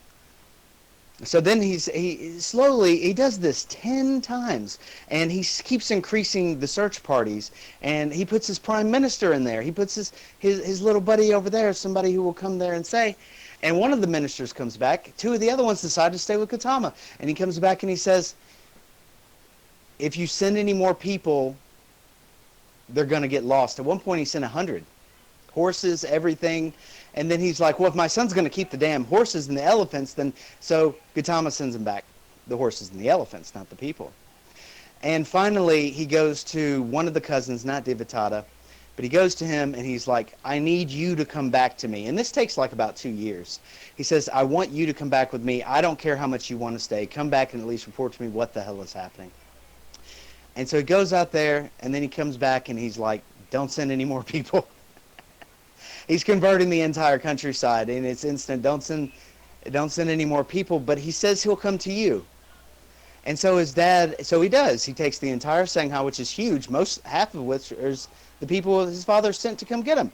And he comes in, and and just as he's walking down the village, bam, enlightenment, bam, enlightenment, bam, enlightenment. So the first saints of Buddhism are actually his sister, his aunt, his uncles. Even his father becomes sort of the equivalent of a deacon because he's never going to quite buy in completely. But the rest of them, and then before he dies, he just looks at everybody and he says, you'll get all the way to Arahat. You'll get most of the way. You'll get most of the way. You'll get some of the way. You'll get all the way. You'll get all the way. And he goes through there and he has this ability. Now, Jesus comes close to this in sort of the mythological Christian thing. He comes the closest thing to this. By the time he's drawing people like a Beatles concert and the roof is collapsing in where he's trying to talk because everybody's on the roof peeking down. And he comes close to this with the story of the 5,000, all the people of the countryside coming over, and they run out of fish and loaves. But Gautama's story had a much higher multiplier. By the time Gautama died, it was hundreds of thousands, perhaps up to millions, because he had this unique, again, superpower. I call it a superpower, but he was just sort of the walking embodiment of enlightenment. So much so that he could sum people up really fast, too. So if you brought him anybody... And he even tested this on the cannibal, again, the sort of green knight in the forest. And he became a Buddhistic saint. Just to show, he was basically proving a point. I don't want to say it was for pride, but he was going out there because he didn't want people killed on the road coming to see him. And his basic point he came back with and told Ananda, who was his true favorite because he was clever. He says, "I can convert anybody in no time flat," and he did. And if you ever read about his progress through India, it's just he walked in, 100 people were enlightened. The kids came, the kids walked away half-assed enlightened. The bunch of soldiers came, they threw down their swords. The Sangha was huge. Buddhism took India so fast that the only thing it can really be compared to is either Genghis Khan's conquest of China or probably more aptly how fast Islam took over the Middle East, but without the regimented organization. And after a while, he wasn't the only one that could do it. Ananda, a lot of these other people, even his sister and everybody else could just move you so quickly because they were close to him and they learned from him all his little tricks. And he could sum you up in a heartbeat.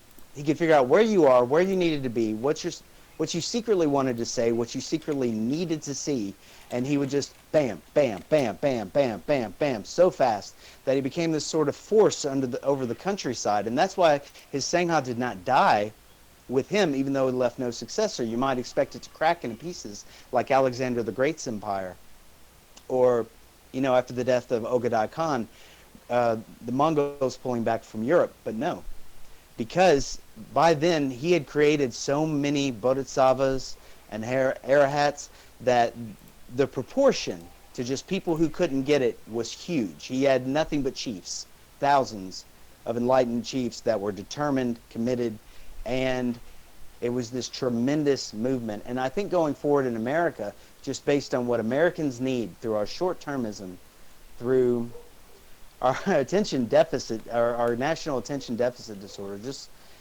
just because of the existential anxiety that our philosophers never quite resolved back in the 40s through 60s, our existential philosophers, because they looked at it negatively. I think America really needs at least Zen, if not Buddhism, some sort of distilled enlightenment, and it does seem to be multiplying tremendously quickly below the radar. That so taking that story into consideration, that he was able to enlighten people essentially on the fly, then does that mean that it didn't matter who or what they were or what they've done, but rather their understanding of what they've learned from the Buddha? Well, his trick seemed to be he could cut through anybody's. The thing is, he sometimes wouldn't. But remember, he would go out into the woods for a guy that had murdered many people and eaten them and turn him into a major saint, and he would convert him. This guy had reverted to a point where he couldn't even speak except in grunts. So yeah, he was infinitely almost dexterous. However, remember the king. If you came up and you killed your dad, or you killed your mom, the person that gave you life, or you tried to attack the Sangha or something, no, he's got nothing for you. It's similar to Jesus and hypocrites. He's not going to let him in. But everyone else, and I mean literally everyone else, mass murderers or something, he didn't care about. It's just at the bottom, Gautama did believe in basic standards. And they were unique to him, but he never wavered from those 5 things. And he never said, "Don't attack me." He never really took that the wrong way. But he assumed that he knew there were, he tells us that there are Buddhas before him and there will be Buddhas after him. And never draw the blood of a Buddha. You're attacking the Tathagata itself. Never attack the Sangha. You're attacking the Tathagata itself.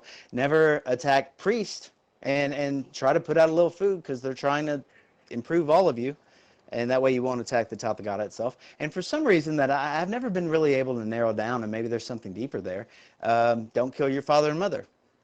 I know that's a universal human value, but he places a particular interest, and maybe that has to do with his own upbringing. But if he isn't perfect in all his prescriptions, and I've disagreed with him on sex, certainly, and I think a lot of these gurus, especially the Zen ones getting in all this trouble, disagree with him on sex. But he never said he never really said sex was bad. He was on a mission, and to get there, you can, if you deny yourself sex, it will kind of reroute itself as fanaticism. All religions and even philosophies, Pythagoras has come to mind, um, know this. You create so he thought it was extremely useful. What Gautama said about that is, if you can get to the states of enlightenment, I can show you it's better than sex. So I disagree with him there. I'm free to disagree with him because, like Lauren said, he is more of a philosopher and not a religious icon. It's just a shame that India, and to a lesser degree China, felt the need to make him so. So I prefer the philosopher myself. But we're going to disagree about sex. I don't have to agree with him. I just find that I do on a few things. But I kind of like him better for it. Outside of being this sort of archetypical, perfect fucking thing that just really leaves a bad taste in my mouth, kind of disgusts me. And this will be my last question. Well, regarding that, um, did you were saying that he had anxiety problems? Did he still have anxiety problems even afterwards, or no? That isn't listed because right where he mentions that, and that's probably my favorite 4 lines, it's not even translated well. He claims that he defeated his anxiety disorder.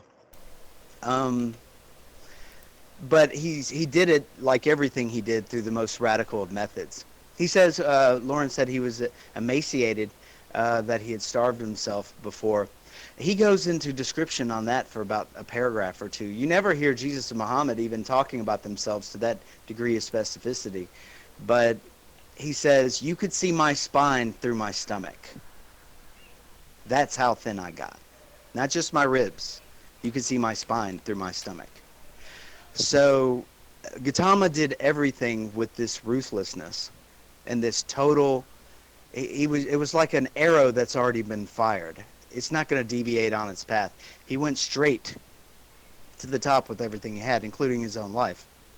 So maybe he did beat anxiety. If he mentions it exactly like that. When he says, if I felt the fear coming on, as he calls it, the fear, standing up, I wouldn't sit down or walk until I defeated the fear. If I was sitting down, the fear came upon me, so on and so forth.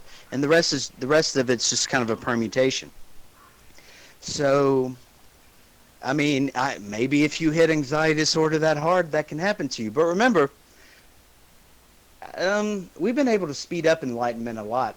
I don't think perhaps without being to the level he's at, you could just walk around and slap someone like an evangelical, bullshit preacher or something and say, heal, and it would happen. Now, maybe it wasn't that fast, but I've never heard him taking longer than 30 minutes or an hour, and everybody walked away enlightened.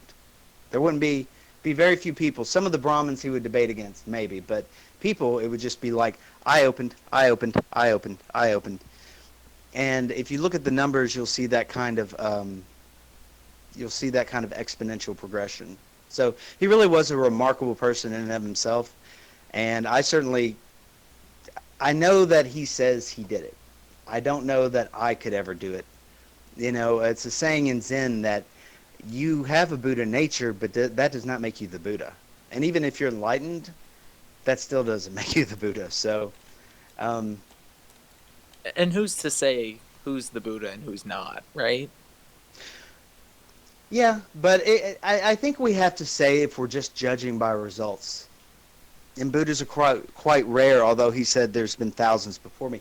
By definition, you can be, if there isn't a sliver of difference between your level of enlightenment and Gautama's level of enlightenment, you're considered a bodhisattva under Mahayana Buddhism.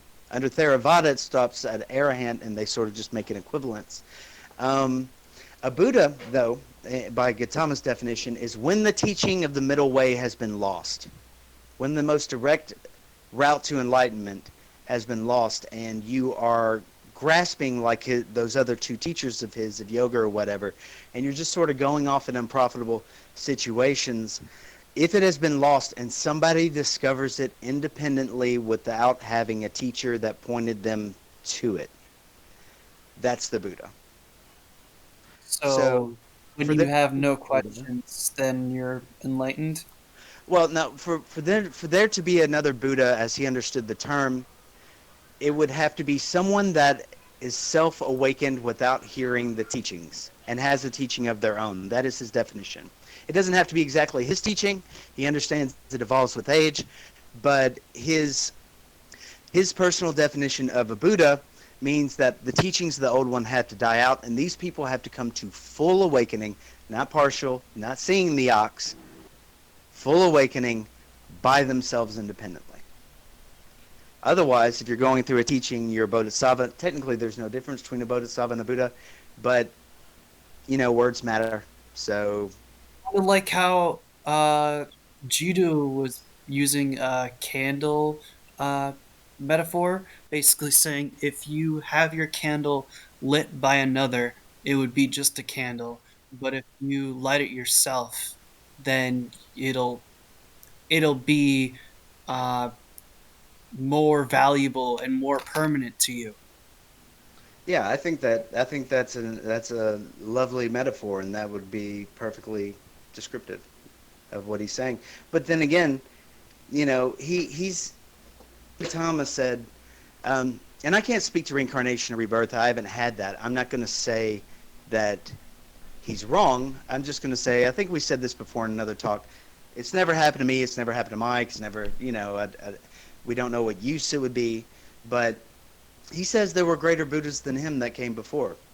Amitabha being the one he mentions the most. And he identified with it, and he said there would be Buddhas to come after, because he had this idea that the teaching is going to get lost cyclically, and it's going to have to be renewed. And when we're talking about, unfortunately, religious leaders, because I actually consider, I don't know, Yeshua of Nazareth was within that Judaic frame, so probably he identified religiously. But the further you go back in history, the less people have sharp divisions, like religion. This is religion, that is philosophy. This is this, that is that. It's all just sort of living. So anyway, I'm not disagreeing with anything about the way you're describing it. I'm just sort of having a flight of thoughts that your descriptions are making me think through. So I'm sort of losing my own thread here. More or less, he Exactly. was advocating Probably- for people to create their own philosophies for the most part. That's what being a Buddha essentially is, right? By creating their own philosophies, creating their own philosophies are not influenced by anything outside of yourself. I wouldn't say new philosophies necessarily, but just becoming your own authority is good enough. I think that's what I'm trying to say. Just I use the word philosophies because that's what commonly people associate it with, philosophy. And in China, in the original Pali text, of course, Gautama is pushing his philosophy, so he is pushing it unilaterally. In China, China being China, they have a more laissez-faire idea about it. And I would say that that's actually more like Chan or Zen, in the idea that there's no higher authority than yourself. But these things are going to happen to any kind of systematic worldview that's lasted as long as this has. And I just want to point something out. I pointed out to Lauren before. Neurologists out there are just now catching up to Gautama's thought. They haven't even broached enlightenment yet. They've just come along and said, no, there is no self, and given us a more Western, thorough scientific understanding of that. There is no self, but they haven't gone to transcendence yet, maybe in the next 20 or 50 years. Can you think of anybody as old as the Trojan War of who that is true? Not even Aristotle has managed not to be superseded, I would say, except on every subject but politics. But can you think of anybody 2,500 or 3,000 years old where science, the most cutting-edge science, is catching up to their thought, their own empirical understanding of the world? Even with Hume and Western philosophers, eventually they've been superseded. We call this progress. But I don't think there's any voice that old. And remember, we're talking about the time of the Iliad, where everyone kind of acted, running around Greece wearing all their gold, fighting over women and talking shit to each other like gangster rappers. You know, it was almost, if you go back and read it, an age of teenagers masquerading as adults, and then you get a philosophy that's so profound that it can take so many different forms, and even modern brain science it's catching up to it, the lower levels of it, but neurology has yet to formulate an understanding of enlightenment. It is I the mean, I well, I think Heraclitus had a very similar message back then. He didn't really have the no self, but he had the idea that everything is constantly changing, and I think he did apply that to the self at one point. Yeah, but now everybody knows that everything is changing. We're not doing cutting edge research on Heraclitus, and No, you said, was there I an think ancient mind that thought about that before? I think he. yeah, yeah, and that, if we do a talk on the pre-Socratics, you'll find a lot like them I just hope sort we of do. reasoning their way to atoms, not necessarily the periodic table, but to atoms. But again, it's going to fall below modern science quite a bit. Whereas in terms of direction, in 50 years, I expect even 20 or 30 years, I totally expect a neurologist to come along and give a neural correlate to enlightenment, or at least Yeah, low key kensho or something like that, because they've already made their way to no self. And exactly.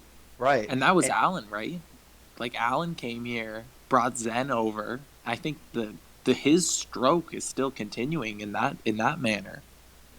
yeah, exactly. And we're all just kind of catching up, and now mindfulness is the craze. I just don't think it's a craze in the way that, say, that sort of oxymoronic Christian Science is a craze, because we're getting a lot of scientific backing for this, and naturally the scientists are going to have a more rigorous explanation even than Gautama could come up with. But Gautama does stand out to me as unique from a historian's perspective, in that he's still so relevant, and he's still so cutting edge, and there's still a branch of science kind of just struggling to explain it rigorously. And whereas Heraclitus, I've got no shortage of physicists who can come along and prove at a quantum level that everything is change. Sure, much better than Heraclitus ever did. But he is still a great man that he came up with that.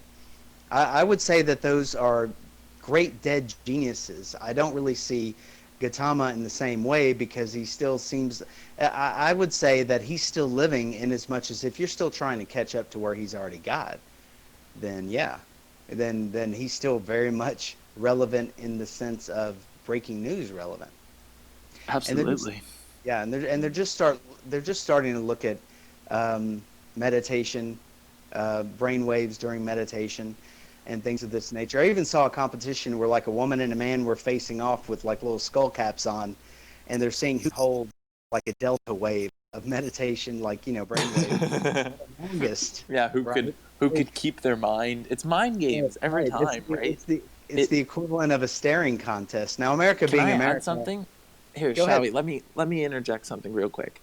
I always liked the idea of how Buddhism became a religion, and then it became Mahayana Buddhism, which then got conglomerated into all the religious thinking, right? So it got filled with like esoteric beliefs with the afterlife and demonology, numerology, things like that. It got lobbed in with a lot of stuff that Gautama never wanted it to be lobbed in with, and he never taught, right?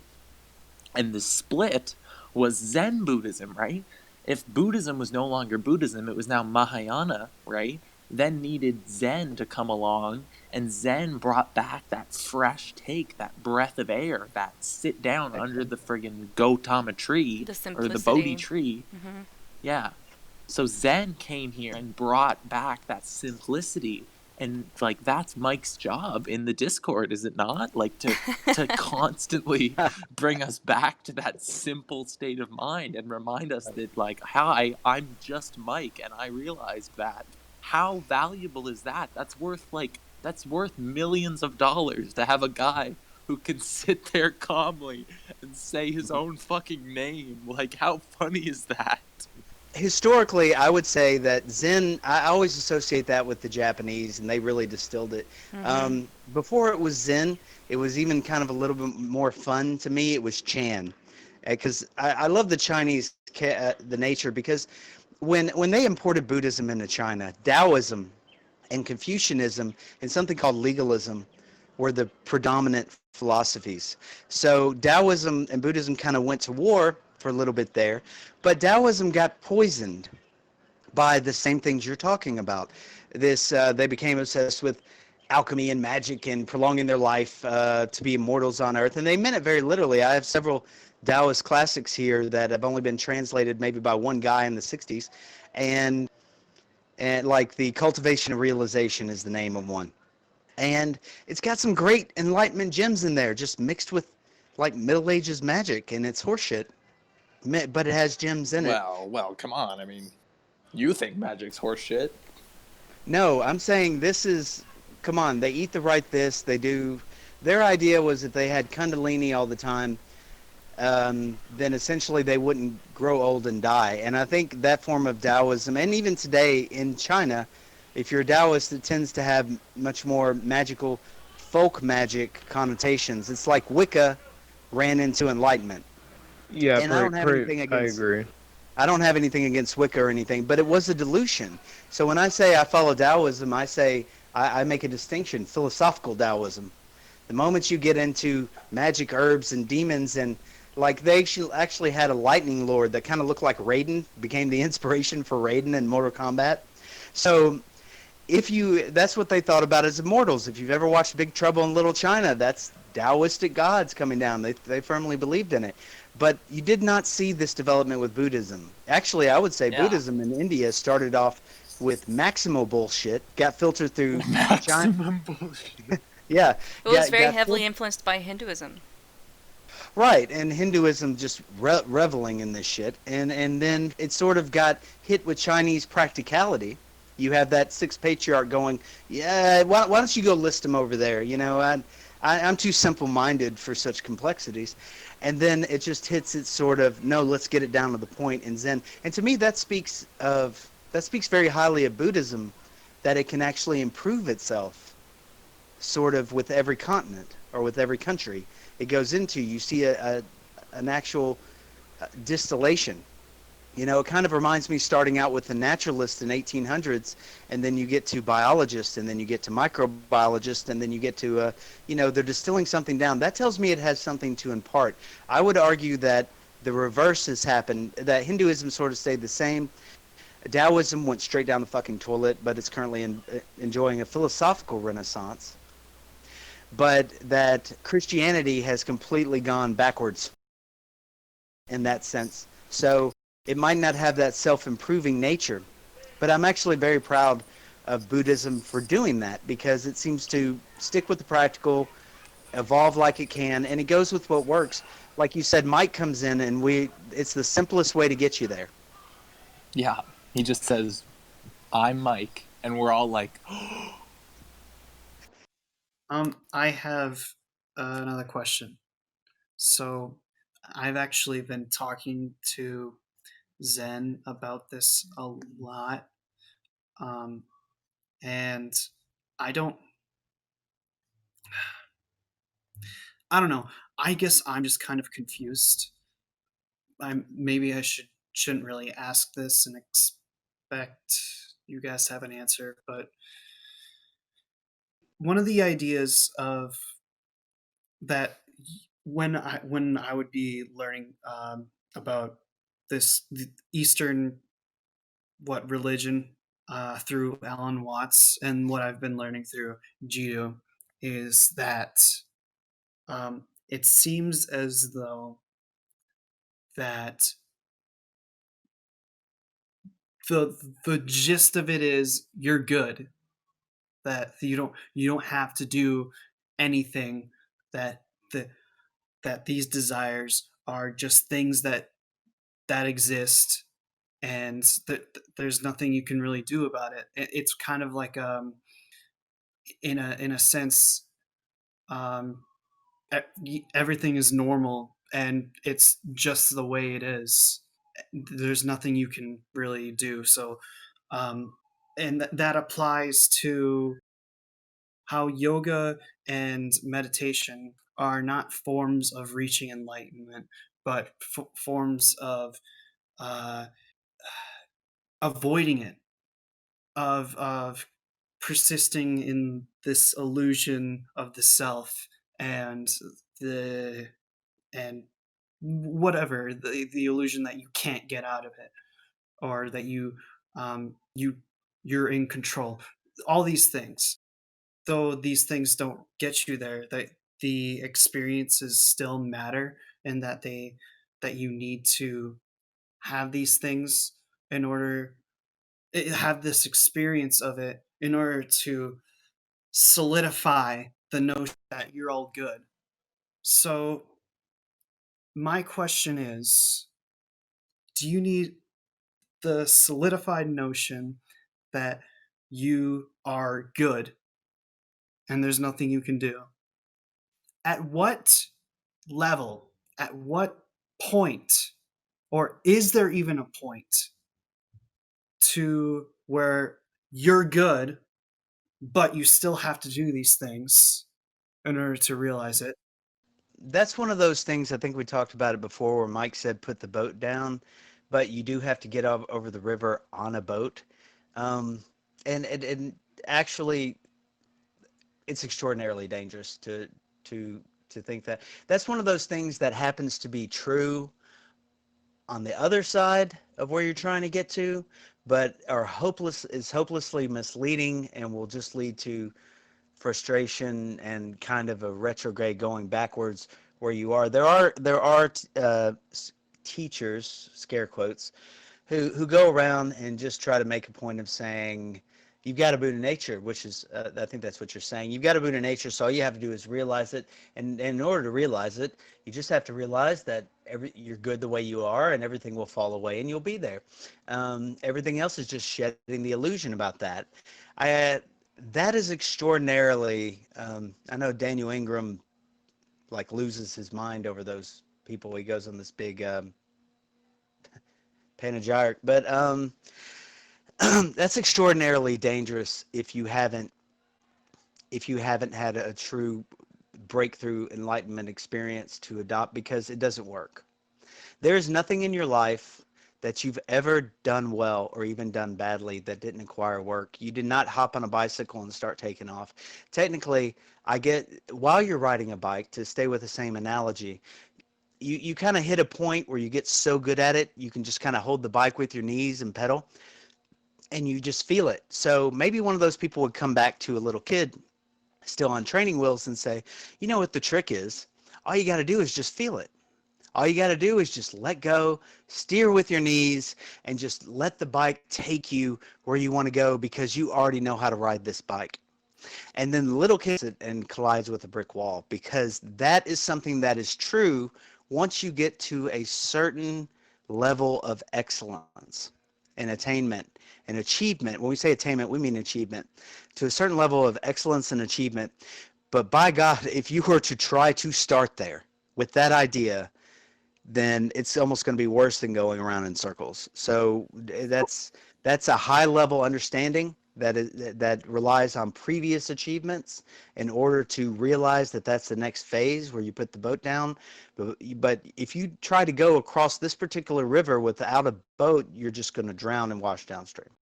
So then, what is it that I'm learning then? What would be the point of meditation if if if I just need, okay, I have the understanding that I'm good and I'm concrete on that, and let's just say that I'm not saying that I am. And then what would be, if I'm good, then why exactly would I need to practice meditation any See, further? and that is true. We have something called putting the boat down for that one. But to me, that's sort of like, if I understand the basics of physics by maybe a few laws and maybe a handful of throwaway equations of Newton or something, well, can't I just be a quantum physicist, or can I just go in and there is a certain amount of effort in this. There is a certain amount of striving. You've got to strive with all your might. Enlightenment only happens in the term when you are at maximum emotional, physical, dare we say spiritual crisis. I mean, you were going to have the darkest of the dark nights of the soul. You were going to have the worst, I'm falling apart, I'm falling into pieces, suicidal ideation. And no, it doesn't always happen this way, but this is how most people get there, through crisis. Gautama himself had to have a crisis. I mean, later, now, if you talk to him later, he would just say, it's as simple as being who you are. But there's this word just. In the West, just means it's a small thing. It's a little thing. It just shrug your shoulder. It's just. In this sense, when they say just, it means to the exclusion of every other competing thought, intention, desire to just walk. It's very slow and very typical. It's not just walk. No, it's just walk. And that's why this idea that you already have a Buddha nature, all you have to do is realize it. Meditation, therefore, is a pointless exercise. All you're doing is putting more artificial constructs between you and the goal. Ultimately, yeah, but I don't even proceed that way. I don't think Mike proceeds that way. Maybe he does. And but to start off that way, to even run with that, it's just so sterile, and it's not. It's kind of lazy. I mean, that's what they're really promoting: enlightenment for $100, and then they take your $100, slap you on the head, say you're already enlightened, you have a Buddha nature, now you're enlightened, just realize it. I mean, it's just it seems like a con job to me. Daniel Well, Ingram. I've made that joke. I've made that joke, right, Showy? I've said that before. Like I've But started a I mean, it's funny koan. because like all humor, it's funny because it's true, but it's true in the sense Yeah. that all you have to do is to ride a bicycle really well is to let go and not think about riding a bicycle. You would never start that way. Well, then All the what am I doing? What I don't know what what are you doing. exactly am I doing in meditation? If you say that there is still more parts to understanding this thing, what exactly is it that I'm doing? training to get Yeah, Training to what? training. Training yeah, you're yourself to be training to able get to to that. handle You're more training training. exactly. Well, that's just that still doesn't answer my question. Um, okay. So I don't really know how to counteract this um this view because like Shao was saying, ultimately and how I've told you, ultimately it is true. But the difference is if there's still identification and there is resistance to what is, then there's still a problem. There's still um, an issue to be resolved. So Uh, the only thing I can really tell you, if you if choose there's to, still if there's still doubt, then that's something I have to yes, deal with. yeah, and so all these questions to me are showing me doubt because you're like, what about this or what about that, or there's doubt. So the only thing I could really tell you is if that's what you really believe, that you want to believe that there's nothing for you to do, then there's nothing for you to do. And to just see how that works for you. And in a week, a month, a couple years, who knows? You're going to be like, okay, there appears to be I was wrong, or maybe not. I don't know. Maybe you're right. Maybe there's nothing else, and you're fine. And life from this point till you die is going to be just fine. It's not something you put down. It's not something you learn at the very end. It is taken from you. It isn't something you give up. It's ripped away from you. Okay. Um, so then you would say that meditation is then basically dealing with these doubts and resolving them? When I had my breakthrough, it lasted 3 to 4 days. It was glorious. And I meditated every day. I built on that, and man, where I was going, I had a rocket ship behind me, and there was no stopping. It was fucking beautiful. And then I read something like this. I read somebody saying, don't meditate every day. It was Thich Nhat Hanh. He said, don't meditate every day. Meditate when it matters. Meditate spontaneously. Keep that spontaneity going with it. Don't turn it into just a routine everyday practice like lifting weights or like a ritual. So I listened to him. I wish I would have never fucking listened to him. That is the most. It threw me around in circles. It wasted my time. It's created blocks. Well, what do you think that the are real good still- advice is? No. It's true for him. That's my point. He's been meditating 40 years. He's Thich Nhat Hanh. He can sit here and say that, but he was just quoting truth out loud at his level of truth, the at his level of achievement, and it fucked me up I royally. understand. Yeah, and Yeah, if I could like go back, same. Yeah, same. Yeah, same. And that's what I'm saying. If I could go back in time, and I've told sort of my roommate this, because once you break it once, it's so much more difficult. And Mike says this a lot. Repetition, repetition, repetition, repetition. Stay with it. Do it every day. No skipping. Like your no life hooking. depends on it. That's what Like your Mike life told me. depends. That's what got Like me. it is. He said, Yeah, do it like your life depends on it. Do it like somebody's Right. paying you $5,000 to stay aware. I say that. Do it I like say if that you too. stop, you're gonna die. I agree. And he says like your life depends on it. I put it even more morbidly. I'm like, put yourself on death ground, man. If you don't have a breakthrough fuck.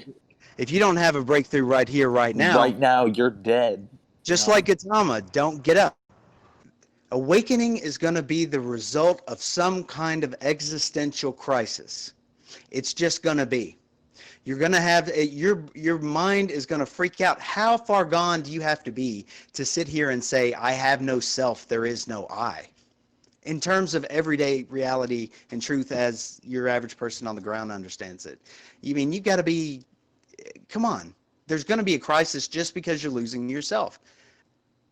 So then if it takes a crisis to get there, then why didn't asceticism work for the Buddha? He didn't have a crisis to be enlightened. He was chill the whole time. During that whole war, he was totally fine. He didn't have some sort of breakdown in himself. He was just No, he sat there and wept the chill. entire time. But the first time he was chill. The second time he heard the people crying and dying and the women getting raped, and he wept almost uncontrollably the entire time. But Well, again, that's even if that were compassion. so, Gautama really is that 1 in a trillion guy who can just do it and never relapse. He's the only one that Zen masters and philosophers or anybody in the East admit never came down or never cycled at least once. And then they turn around and tell their students, you're not Gautama, you're going to cycle. It seems like anyone could be, and in the West, we really pitch this, you can be anything you want to be and all this, and it's not. But, the average physicist has a 1 in 100,000 chance, or maybe a 1 in a million, or 1 in 10 million, or even 1 in 50 million, if at all, of being the next Einstein.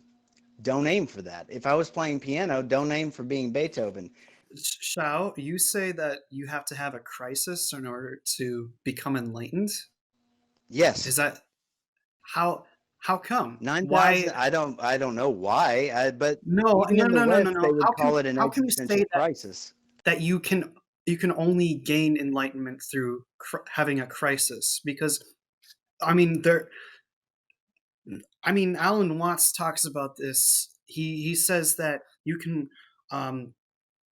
do it by putting enormous amounts of effort into meditation, or you could put none at all.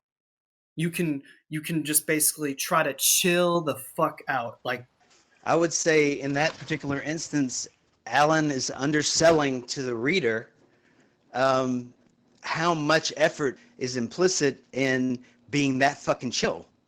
That the reader is going to go off with another idea, and it's going to be counterproductive and everything like that. And it's almost like just sitting. Yeah, in the West they say just sit, or the East they say just sit, but just is so important there, and it's so difficult to just do one thing because the mind is a monkey; it wants to go all over the place. And Alan was more of a Taoistic approach. I think that would land you in Tao if you did it really well. I do separate the experiences. I don't just call Tao enlightenment Tao or awakening, because to me they felt very different. They had different content. I'd actually prefer to be in Tao because it's kind of more fun. But and number three, and you're not going to want to hear this, but Alan Watts, as Alan Watts said, I know. he is a I rare. was I'm I saying was his gonna say something experience like is a that, like you have yeah. to be your own authority in order to figure this shit out. But if he's saying that there is you can you can get it in two different ways, then I mean I would say even if I he's, was I would say basically even trying to if he's, diffuse your whole absolutist. There's only one way you can do it, and that is to have a crisis. I'm not even. I've never heard a story or a recitation of events or anybody explaining anything where they just chilled out to the degree that they got there. So I'm going just based on what I've heard. It's admittedly anecdotal, and there may be other ways to it. And like I said, I do believe that if you can chill all the way, you will get to Tao, which is a wonderful experience. And if you just stayed there forever, I think that would be fine. I don't think you'd have to pursue anything Gautama said or do anything like enlightenment or anything that rigorous. Yeah, yeah. You But get that's there. later life. Like Alan says all the time. He's like like one of the classic, remember like 2016 Alan Watts videos were all about like um you know, you can study the Tao is to be studied normally by older men, but it doesn't mean you can't study the Tao when you're very young. I think what he means by that is when we're old and we're very old, it's like we want something unexciting. We want, the herbal tea and the old pot, and we want things that are like nice and articulate and smell good and taste good, and we want to do it calmly. But that's something that it seems to me like something you would want later in life after you've had your excitement.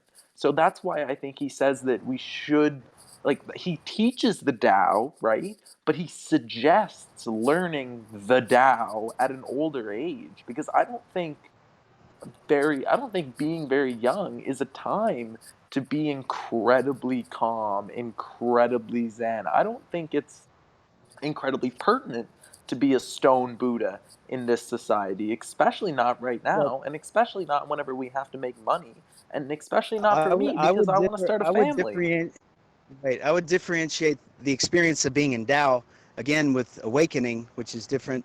And the Tao is chill in such an energizing, awesome way that I was in Tao for 9 months. There's nothing more energizing. There's nothing I would rather be young and be in. No. Just, I mean, it's basically a the flow state of all flow states, but never having to drop out of that flow state. You dance to work, you dance to the funerals, you dance to a toothache, you dance to everything, and it's great. And Alan Watts has that Taoistic spirit kind of running through him. Now that said, that's how you get in Tao. I would not confuse Tao Okay, with awakening. Sometimes you've Watts like just to conflate you've them, just but given me a trinket of knowledge there, Xiao. Thank you. and again, this idea that there's no stratification, that there are no different levels or depths to enlightenment, that's all just this one thing, because somebody said it was, is it just extraordinarily misleading. Yeah, It that's is that's very not much, true at that's all. not true at all. There are depths to enlightenment. There are higher levels or more intense levels of awakening than others. And yeah, you could call it a system, but that is actually the reality on the ground. This thing's got levels. So I mean, even the Buddha said that. It's very clear. Stream entry, once returner, non-returner, arahant. It's right there. he went on for thousands of pages about levels or differentiations. between the levels. Yeah, there's not. It's not just one thing, and I think what it's closer to in some people the way they think about it is nirvana being one place. First of all, you never get to nirvana until you die. You can get to paranirvana. Buddha himself didn't pass over into nirvana until he actually died. Second of all, enlightenment, awakening, same diff. It's not something where it's this one place you get to, it sticks forever. In Mike's case, okay, it stuck forever. But piss on Mike. I'm saying for most people, and even Mike, he did not get it his first time out, gentlemen. This is time 3. So, and that is the experience. Relapse is common. You will have to crawl back up. You will have to crawl back over. And I know a lot of people that don't like this theoretically or that don't like it. And all I can say is, I mean, I didn't start the fire. It was already like this when I got here, and that is the subjective experience of it. And I've just never seen anybody who maybe Alan Watts was just optimistic, or maybe he was just kind of conflating the Tao with an awakening for a minute, and he said, "Oh, you just got to be supremely chill." I would think for anybody born in the West, especially an American in the 21st century living under a plague, being supremely chill is supremely difficult. You have this moment where you'll let go. You have this moment where you'll stop bracing so much. But the instinct when you're getting in the car crash is to pinch up, so is to make yourself hard. So through supreme effort and diligence, you'll get to the point where it's no longer necessary and you can put that down. But you've still got to get to supreme effort and diligence. A 5th degree black belt does not show up that way. There is nothing else in existence or life that you've ever experienced that did not take effort to get good at. Not drawing, not fighting, not anything in your life, not cooking. Everything takes effort. That's how you get to Carnegie Hall is practice. And this takes supreme effort. Now, maybe there's been somebody I'm not thinking of who's done it. Maybe Alan did it that way. But again, it takes a lot to be Alan Watts. That's the best I can describe it. That's just what I've seen. I've never seen anything else. I want to take the analogy of the mountain and the mountain, climbing the mountain, and many paths to the mountain or to the top of the mountain. So I want you to recognize that you can be standing at the bottom of the mountain and you can still see the top from the ground, but that doesn't mean that you're at the top. It doesn't mean that you've climbed the mountain and now are standing at the top just because you can see it. And the process of climbing that mountain and standing at the peak, that's not something you can imagine. It's something that must be done. And you had a really, really good question about meditation. You said, what's the point? I think the most practical point is that when you're doing meditation, a concentration meditation, you're bringing your attention back to an object. So the mind is pulling you away and you're continuously pulling your mind back to the object. Now, how is that helpful when you stand up, when you get up from meditation? You're basically learning how to do that in daily life. You're bringing your attention back to the moment, back to awareness, back to this moment. And when you're doing that, you're sort of separating yourself. The mind and what it's telling you isn't so serious. You're able to see what's going on, and you're also able to see clearly what's going on inside of you, your feelings, your emotions, your thoughts. So that's the practical side, I think, of meditation, that it takes practice to learn to bring yourself back to the moment. And concentration meditation is doing that with a whole lot less stimulation going on that isn't found in daily life when you're in traffic, when you're at work, when you're dealing with social situations. So you guys are basically saying that enlightenment is a continuous process, something that you have to, well, not have to, but something that It's like grows. iterative develop. It's like iterative software development in Silicon Valley. You just keep going back and sharpening and sharpening and improving and improving and improving. Awakening being like the MVP, the minimal viable product. You get a product out there, but you have to keep going back and updating and updating and updating. I don't know, Mike. Did it stop? Might have stopped for Mike. I don't know. I don't want to speak for Mike. No, no, there's always more refinement that can be done, more integration. You always have new situations coming up. Every day is new, and so you're having to deal with every day.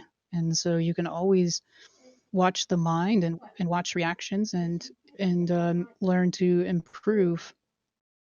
Why would it be dangerous um, to, once you feel as though you're satisfied, that you just basically stop and just live the rest of your life like in that state, because that's good enough? Why exactly is that dangerous? Can you rephrase your question for me?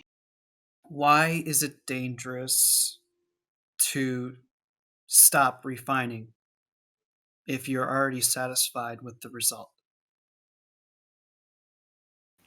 Because if it were dangerous to not keep going all the way, then what exactly would be the danger? I guess the danger would be not finding out, not not necessarily finding out, but seeing where you would end up. But if it's a continuous process, then there is no end point. It feels more like you're not really fulfilling. I don't know. Maybe it's not just fulfillment. Maybe. Hmm. So then at a certain point, you just basically have to decide whether you want to stop or not. Maybe there isn't actually a danger to it. Maybe it's just whenever you feel good. I mean, you can keep going. There's nothing stopping you, but that's not the point of it. The point is to just be to be okay and to enjoy the things that they are now. Even if they're dangerous, even if they're stressful, it's okay. I think that there's also the fear that you're doing more harm than good by pursuing that. By pursuing that, pursuing refinement. Or not pursuing, by not pursuing. Like Well, you yeah, might falsely think that you hit your peak and you're like, "Oh, I don't want to keep going anymore." right. That's fair enough. That makes sense. But when will you hit your peak? If it's all based on a certain expectation, and once you pass that expectation, it it doesn't mean that you it doesn't mean that you can't make another one. You can totally make another one. But isn't that the whole problem of suffering?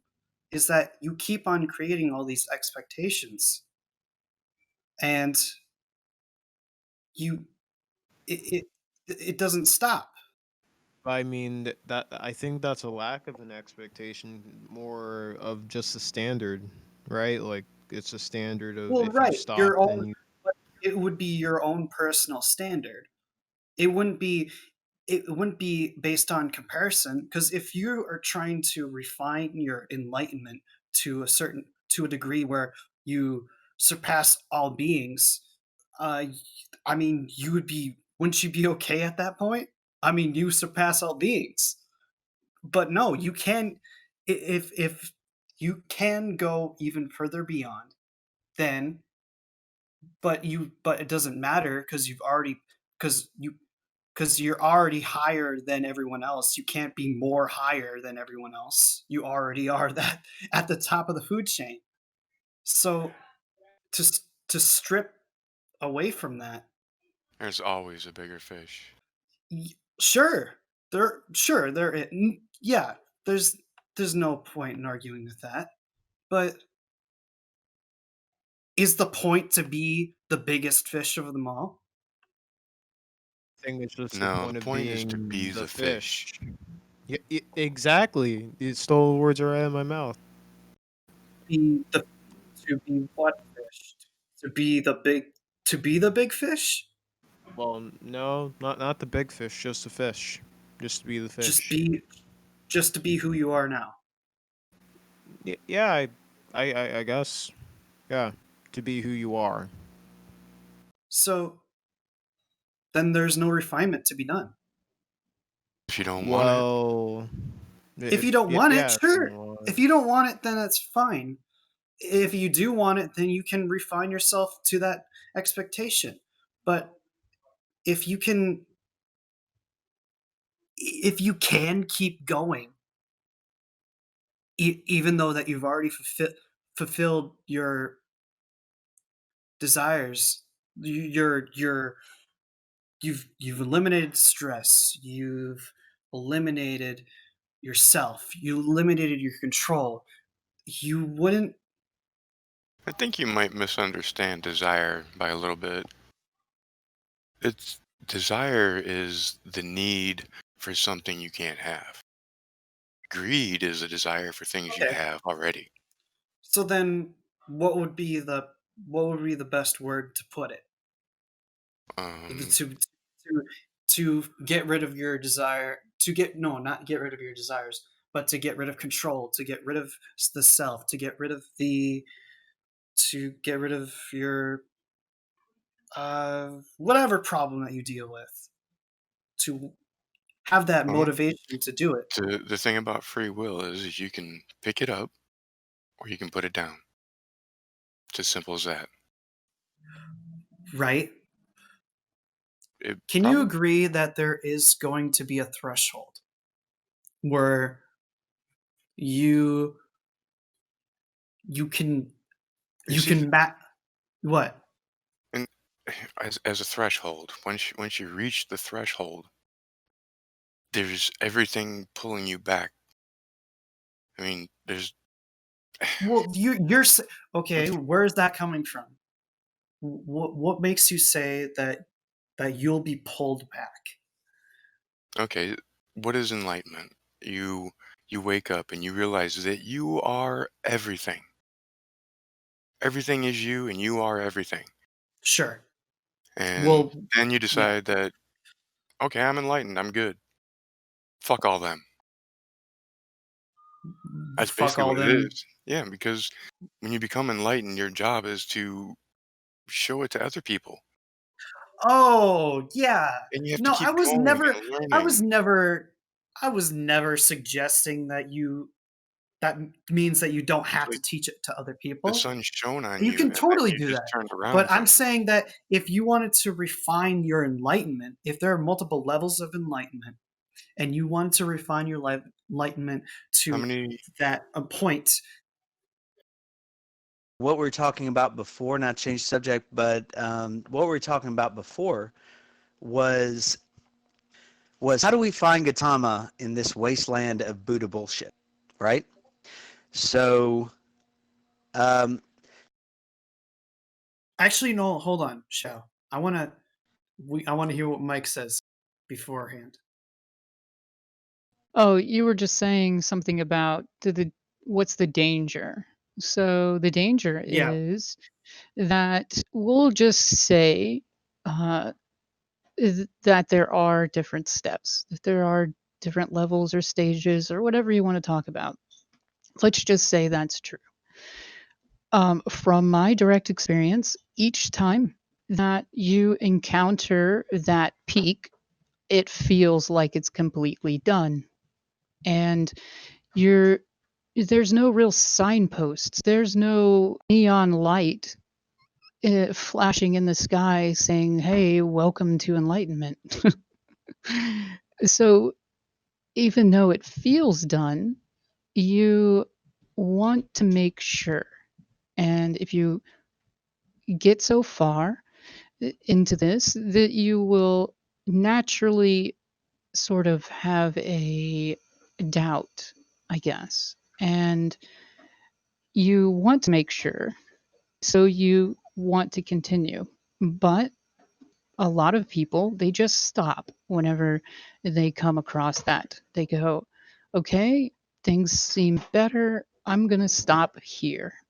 And that's usually how it works out for a little while. And then because some work has been done and one is inclined to be more introspective and be more aware, they will look at what's going on and go, okay, I have to be honest with myself. There's something that isn't quite right here, and should investigate this. And once that little process starts to happen, then the investigation starts, and they start to slowly realize, okay, there's more work to be done. And then they get back on the bike. They start climbing the mountain again, and then that leads to another one where they have another um, peak, and the same thing happens. Oh, I've finished. I'm done. And so that, to answer your question, why is it dangerous? This is really the only danger. It's not really dangerous um, in a sense of you must do this because you don't really need to. It's really up to you. It really comes down to what I keep telling you, keep asking you, are you happy with your life? Are you enjoying your experience? Call it whatever you want. Are you enjoying it? If you are, then okay. There's no need to do any of this. If you're not, then maybe we should look at why.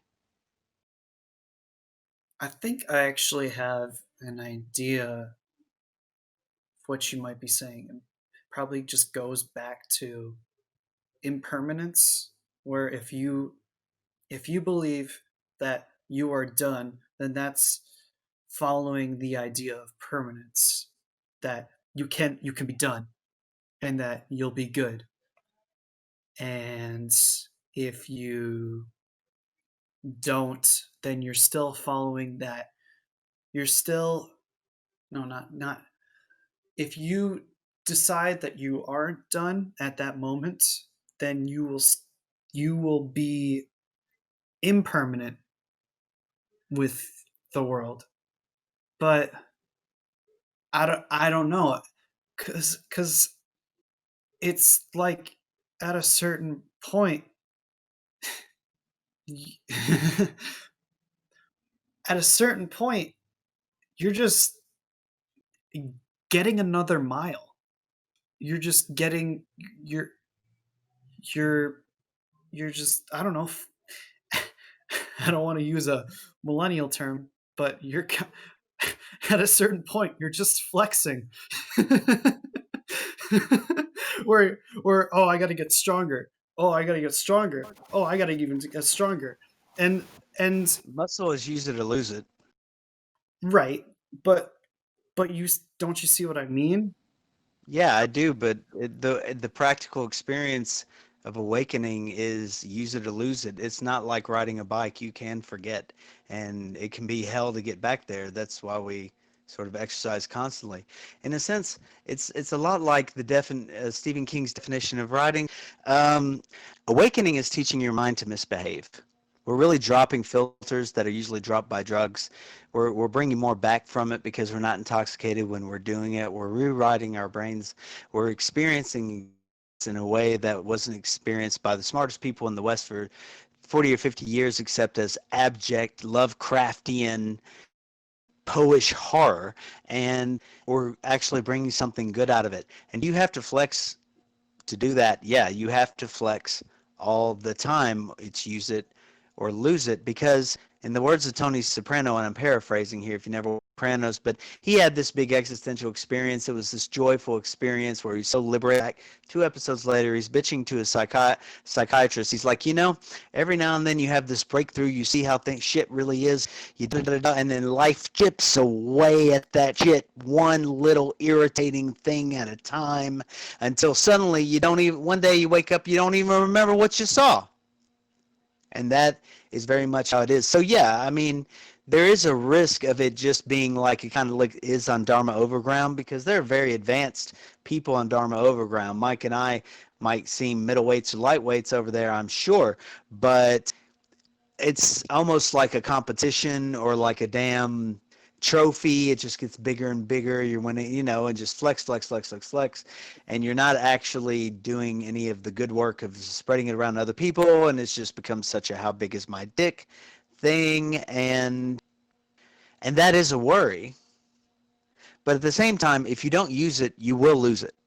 I mean, there's no one so holy or high or anything, or so self-aware that I personally met. I've heard of them, but that I personally met who can just say, "Fuck this meditating thing. I'm badass walking around.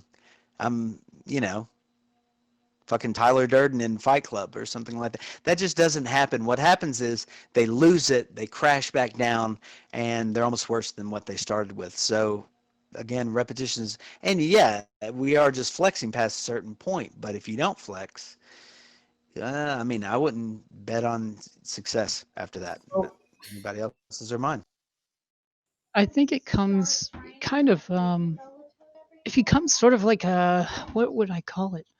Sort of a feedback loop. Um because I like that term. uh I think that describes it well. because I've done a lot of meditation, and I've become very aware of being aware.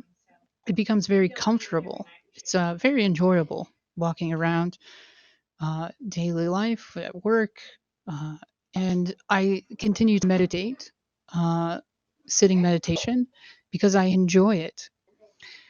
But there isn't a drive to achieve anything. It is just comfortable, and by being more aware, it's in staying in that flow, it increases it, it improves it. And this isn't a quick thing, it's a slow thing over time, but I can tell that continuing to be more aware just makes more awareness. here's the thing, though. Doesn't it sound like it's a thing that consumes your life? It does No. sound like that, doesn't it? No. I mean, maybe from your point, but it's definitely not consuming, it's engaging life. Well, It Enhances it really. well, yeah, it sure, but in order to experience that feeling that everything is great, or to see that everything is great, that you have to keep on going. You have to like you have to push this. Well, okay, maybe push is a bad word because it's like effort, but that's not the point I'm trying to say. The point is there is this routine that you have to go through in order to keep it. And so, why am I jumping into this in order to get stuck in another thing? I can't find I know what you're saying, but I can't find a single working pragmatic example in existence where I can just get somewhere and life awards me with kind of a merit badge, and I never have to work on keeping my muscle, keeping my yard clean. Life makes these demands on you, and, you have to keep sharpening. And as far as letting that shit go, you're explicitly describing, I don't know whether you know it or not, but or implicitly rather, describing Tao, not awakening. It's a kind of awakening, it's kind of specific, and all you do is let that shit go. So, I mean, you're arguing a very defensible position. I understand it. It is different from Satori. Tao is not Satori. Are you guys talking about whether meditation is necessary again? Not necessarily. It's more about why you have to stay enlightened Oh, or I don't think you can. keep the enlightened train going. No, it's more like what Lauren just said. It's not keeping the train going. You just don't stay enlightened. Yeah, I mean, nothing is permanent, not even enlightenment. So then it is just being okay with that then. Yeah, we're pretty good at forgetting. I maintain that the point is to forget why we're here. Hope so. You can't just take a chaotic, untrained mind and expect it to understand. It's like trying to say that you want to see without opening your eyes. It's just not going to happen. And the Buddha himself said that meditation was necessary. The jhanas are necessary to see this, and he meditated for days or weeks, depending on which account you take, to understand this. It was the first thing that he did. He went to the known meditation masters. That was the very first thing that he did after he left. He went to and found out these masters of meditation, and he learned from them. He learned all the way up to what they could offer, and that was very helpful. There were certain things in there that were confirming. He just wanted to go further. He wanted to see what further could lead to. And so he tried something else, which was the asceticism. That was the other big sort of school that was happening. He said, okay, let me go and see what these people have to offer. Not just go talk to them, but actually do it. Not just do it, but do it better than they could do it. He did the exact same thing with the meditation masters. He went and did it to the point that he could do it better than they could. After doing both of these, he said he pushed himself even further. He said, I'm going to figure this out. What was he trying to figure out? He was trying to figure out an end to suffering. He noticed that this experience of life that me and you and everybody else has, it's the same experience, different perspectives. And that in this, there is suffering. But he wanted to know, can you go beyond that? And so that's what he was looking for.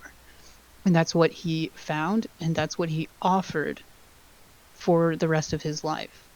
He offered teachings to go beyond that. Okay. Now, then my next question would be, at what point does there is no self, or there is no control, or there is no choice, effort, um, any of these things, at what point does that not apply? Does it, if it always applies, then why do you say that you need to try, you need to meditate, you need to do all these things? At what point does saying that effort doesn't exist, that control doesn't exist, at what point does that not apply? Well, I think it's mainly just a process, really. It's a process of trying until you recognize that this is no longer a huge effort for you. Anything new, you have to keep trying and doing. You have to keep working. And it's not out of desire, it's more of out of, maybe it is out of desire, maybe it is. That But doesn't answer. I think it starts with desire.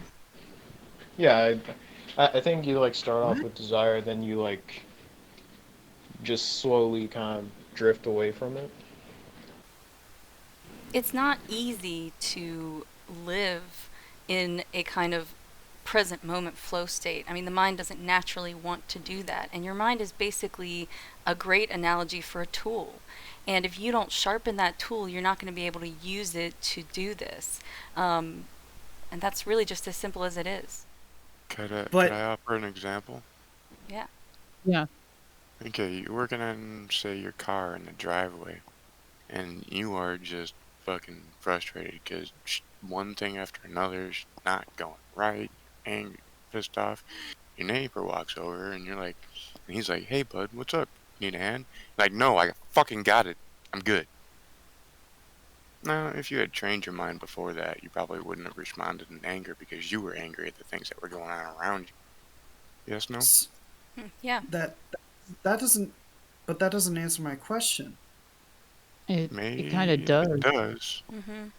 If you train your Okay, then mind to be then how peaceful and in the moment, you won't if even you're let those shit bother you, and your friend will come over and you'll be like, "Oh, cool, yeah, I could use a hand. That'd be great." But like with learning all things, there's effort, and then it becomes effortless. That's how it works. Yeah. what point is there no self? At what point is there no control? At what point is there no choice? If There's if it's absolutely no way we could possibly describe that to you in words. so is it so it's not something you can answer. You're saying at what point? What do you mean by point? Like, can you describe Saying, what okay, the reason why I ask if there is a point is because you guys are suggesting that there is effort involved, that there is trying, and that there is action, and all of these things. That there are these things that are involved. When these Alan Watts and Jiddu, I know I'm relying on them as an authority, but they still can apply nonetheless. That they say that there is no self, that there is no control, that there's none of that.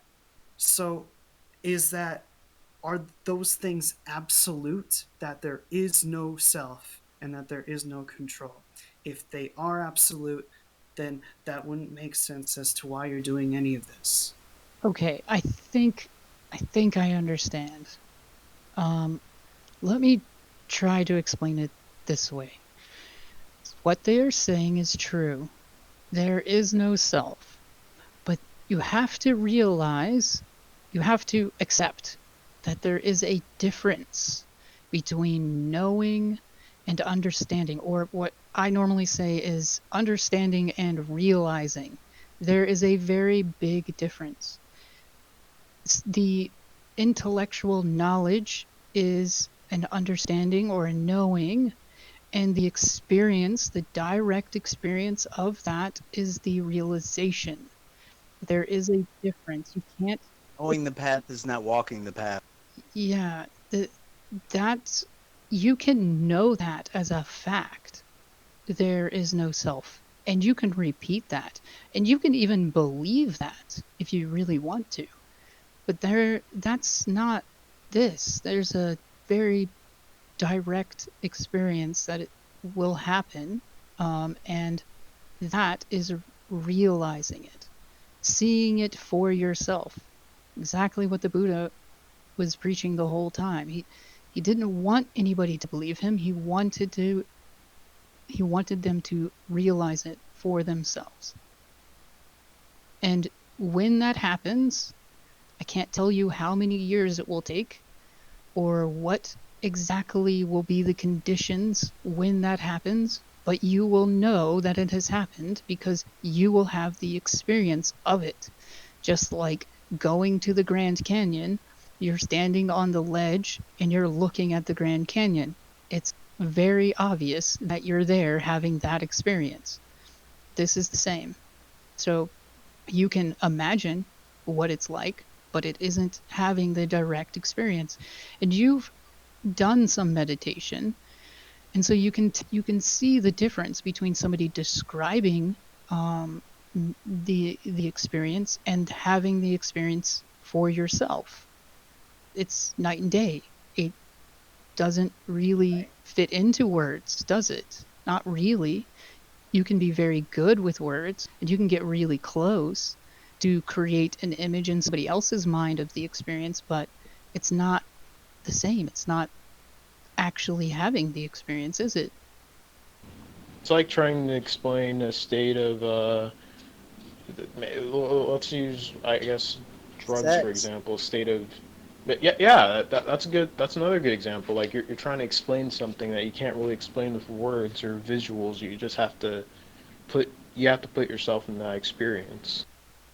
Have you ever drowned before or gone close to drowning? I think I went close to drowning I have. when I was like Yeah. 5. You can describe what it was like. You can say there's fear and there was panic and my life flashed before my eyes and all of this, but it's the actually having the experience of almost drowning is completely different. Okay, I think I want to try to rephrase the point because I think what Guy's trying to say, and this is something that Alan Watts says a lot, and it comes up in Taoism, is that it's effortless, right? And so I think it seems counterintuitive to him to make an effort to do something because these people are saying it's effortless, but it's not really because your mind doesn't want to just let things go. And that's why it requires the training. And I want to ask you a question, Guy. If you really think it's effortless, why can't you just do it right now? Do what? Let go of all of your suffering and not worry about anything ever again. Yeah, no more questions. Or snap You into the figured it flow out. state Yeah, immediately. if it's really that effortless. There's a difference between suffering and having stress. If I can't handle the stress, then that's suffering. But if I can handle the stress, then I have no problems. So I can ask questions if I want to. That doesn't if I'm attached to them, like I need to know the answer to this question. I need them. I need these answers. Then I'm suffering. Are you saying that you don't ever suffer now? I'm saying that I don't know. I don't know if I do suffer. I'm not trying to like prove something by saying that. I genuinely I really don't know. Well, that sounds like you don't know your emotions Yeah, that or well then. yourself.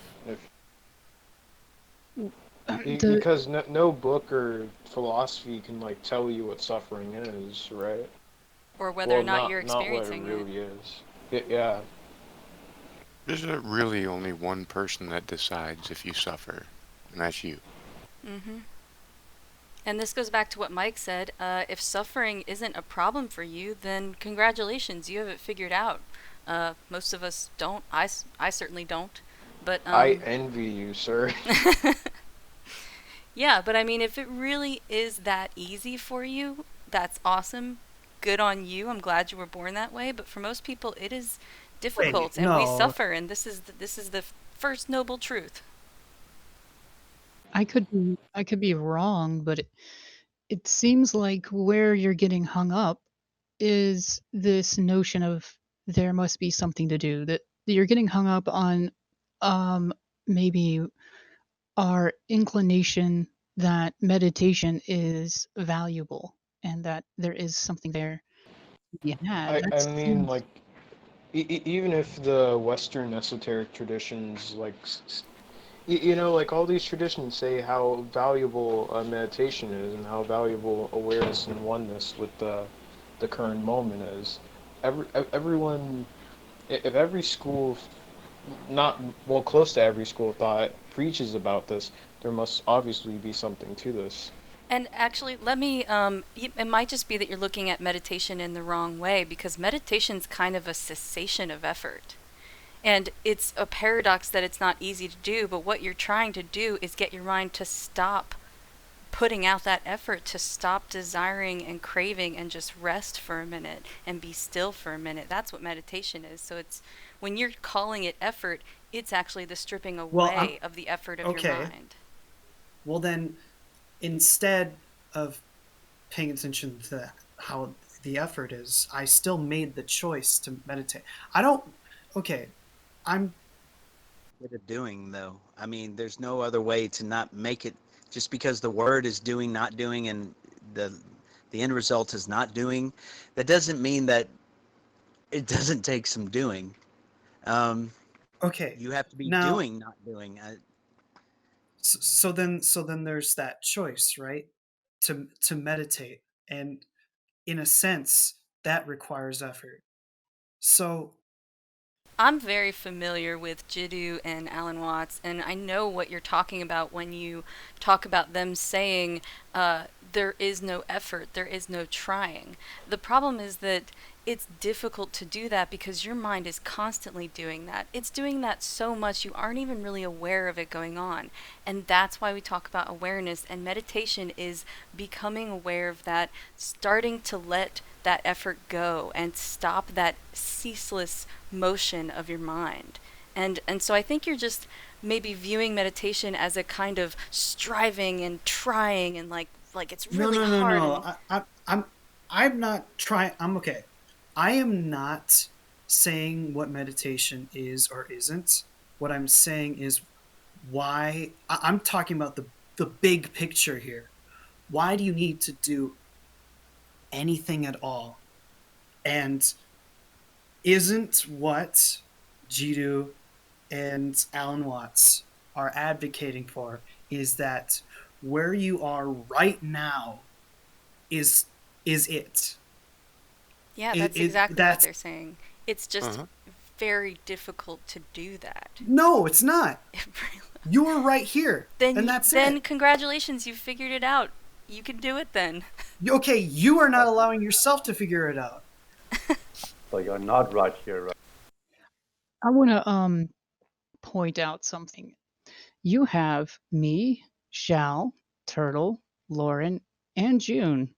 We're all on the same page. We're all saying the same thing. You're the one that's saying, "Look, wake up, guys. There's nothing to do. Can't you see it? Can't you understand?" So, maybe, just maybe, we do understand what you're saying. We do see what you're saying. We really do get it. But we're telling you, "I'm sorry, friend. You're wrong. I'm sorry." And you can accept that, or you can say that all of our effort, everything that we've done, everything that we understand isn't right. It's not true because you're taking one single point of, "No, don't you understand? There's nothing to do." That's You, fair. and we're trying to explain it to you. We're trying to explain it to you. Yes, ultimately, this is true. This is the foundation of reality. That if you could just let everything go, relax, just be here now, you would see that there isn't anything to do. There is no resistance. You ultimately, all of your resistance is what's causing your problem.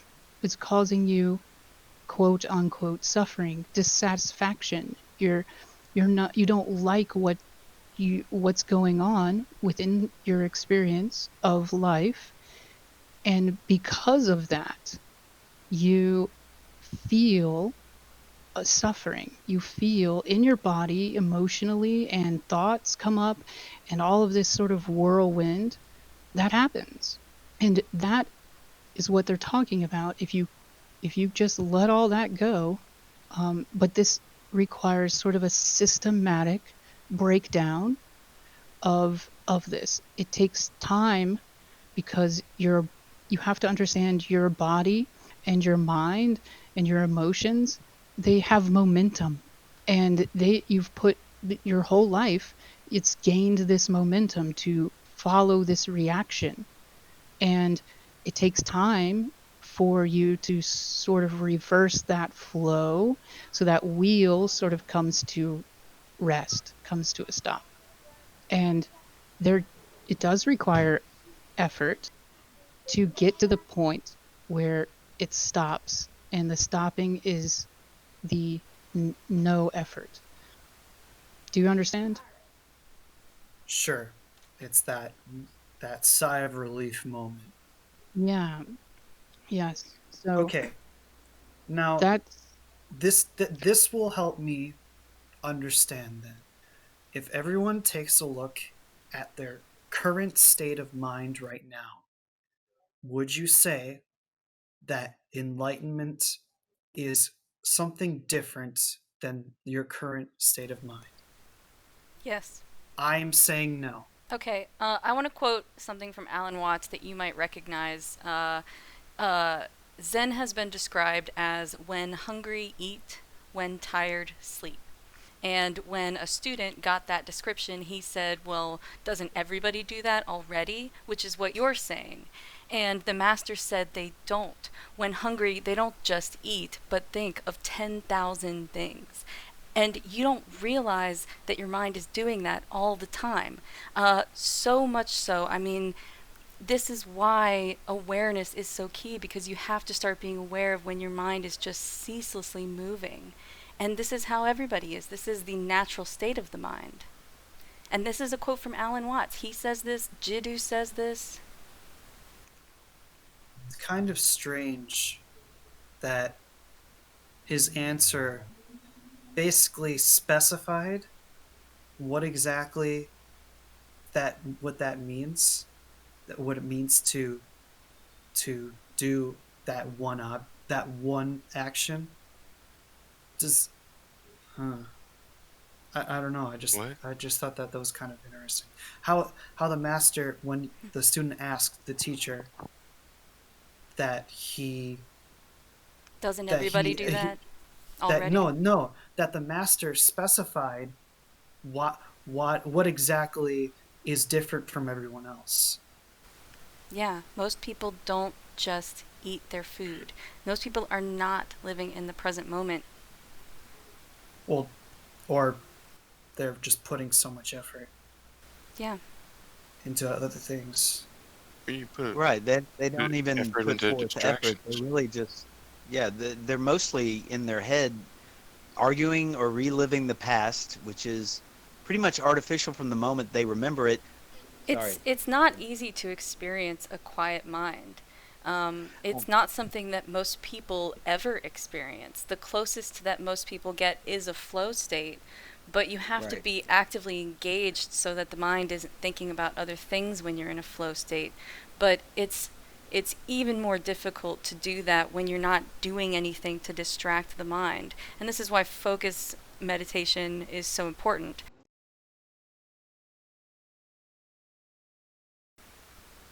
It's just about So, a silent mind. What is it like to have a silent mind? so then here's then my question. How do you have a silent mind Meditation. without That's hold what we've on, been hold trying on, to. hold on, hold on a second. I didn't finish my question. Okay. How do you have a silent mind without any choice involved? Any at all? Just Yeah, sort of, I'm Uh, gonna still go with sort of meditation. happened. I I'll But tell that's you still this. involving choice, isn't it? Well, that's what it takes because your mind won't do that naturally. You're trying to make it work on paper, but what you're doing is what the pessimistic existentialists of the West would say. You're using a secondary construction to try to explain a primary reality. Language is a secondary construction. You can never describe what it's like to see red. And we're talking about a primary reality. We're talking about experiencing it all at once. The thing is, it's not going to work on paper. It's not going to be pretty. That's not how the mind works. It's I much closer agree. to fuzzy logic where everything is sort of three things at the same time. Yeah, you can't come to any of these conclusions with language or with logic. I get that. I understand that, and I'm I'm not Uh, I don't think about that too often, Listen, but it's not that you get rid of thoughts completely. It's not like thoughts completely stop happening or that choices stop happening or decisions. All those things continue. The decision to meditate is just, I'm going to decide to experience a quiet mind. So I'm going to sit down and do this meditation and go into a space where I'm not thinking and my mind isn't ceaselessly moving. And it's very difficult to do that. But that doesn't mean that the decision to meditate is a bad thing. You're always going to make decisions and choices. I was never saying that the decision to meditate is a bad thing. I was trying to ask, is it possible to gain enlightenment involuntarily? That was the point of my question. Involuntarily? Where it just happens to you. No. If you would agree that language and that logic and all that kind of thing is you can categorize it as a form of voluntary action or just voluntariness. I mean, I'm asking if it is possible to gain enlightenment, or not gain enlightenment, to essentially stumble upon enlightenment involuntarily, something that happens to you rather than something that you do. Because after all, it sounds like as though it's something that happens to you, like even Zen was saying, it's taken away from you. So if enlightenment is something that happens to you, then why do we have to do something? What is the point of doing something? We already if explained this. enlightenment- It's stopping doing things. You're already doing something by thinking about it so much, and it's about stopping that motion in your mind. Right, but I mean, isn't that kind of another action? No. Isn't it? I mean, you're saying another action like words can correspond. Like something that's if I say- voluntary. No, it is not. It's the moment you stop. But you're doing a lot of voluntary things without really them bubbling to the top of your consciousness and saying, wow, I'm being voluntary here. It's like, think of an elephant and don't think of an elephant. Every time somebody says think of an elephant, you at least have a little micro picture of them, no matter how hard you try. And the moment that falls away, really in crisis, the moment you're so fucking exhausted that falls away, you'll experience a very different reality, and it's just the way it is, and we didn't make the world, and we're sorry language, it doesn't work on paper, or that language doesn't unfold that, or that logic sort of fails here. But it is the moment where logic fails. So we can't make it make logical sense, per se. I can make it make sense. Is the decision to meditate a conscious thought? Yes. Is meditation itself therefore also voluntary conscious thought? No. I mean, at the beginning, you'll have to consciously bring your attention back to your breathing or whatever else you're focusing on, but that's because you aren't able to get your mind quiet yet, so you have to train it to focus on one thing and not think about anything else in order to get that quiet mind. It's not something you can just do. You couldn't do it right now. Then maybe I don't know if it was Shao or Zen. Then what's happening is maybe I'm just getting caught up in a specific way of saying it.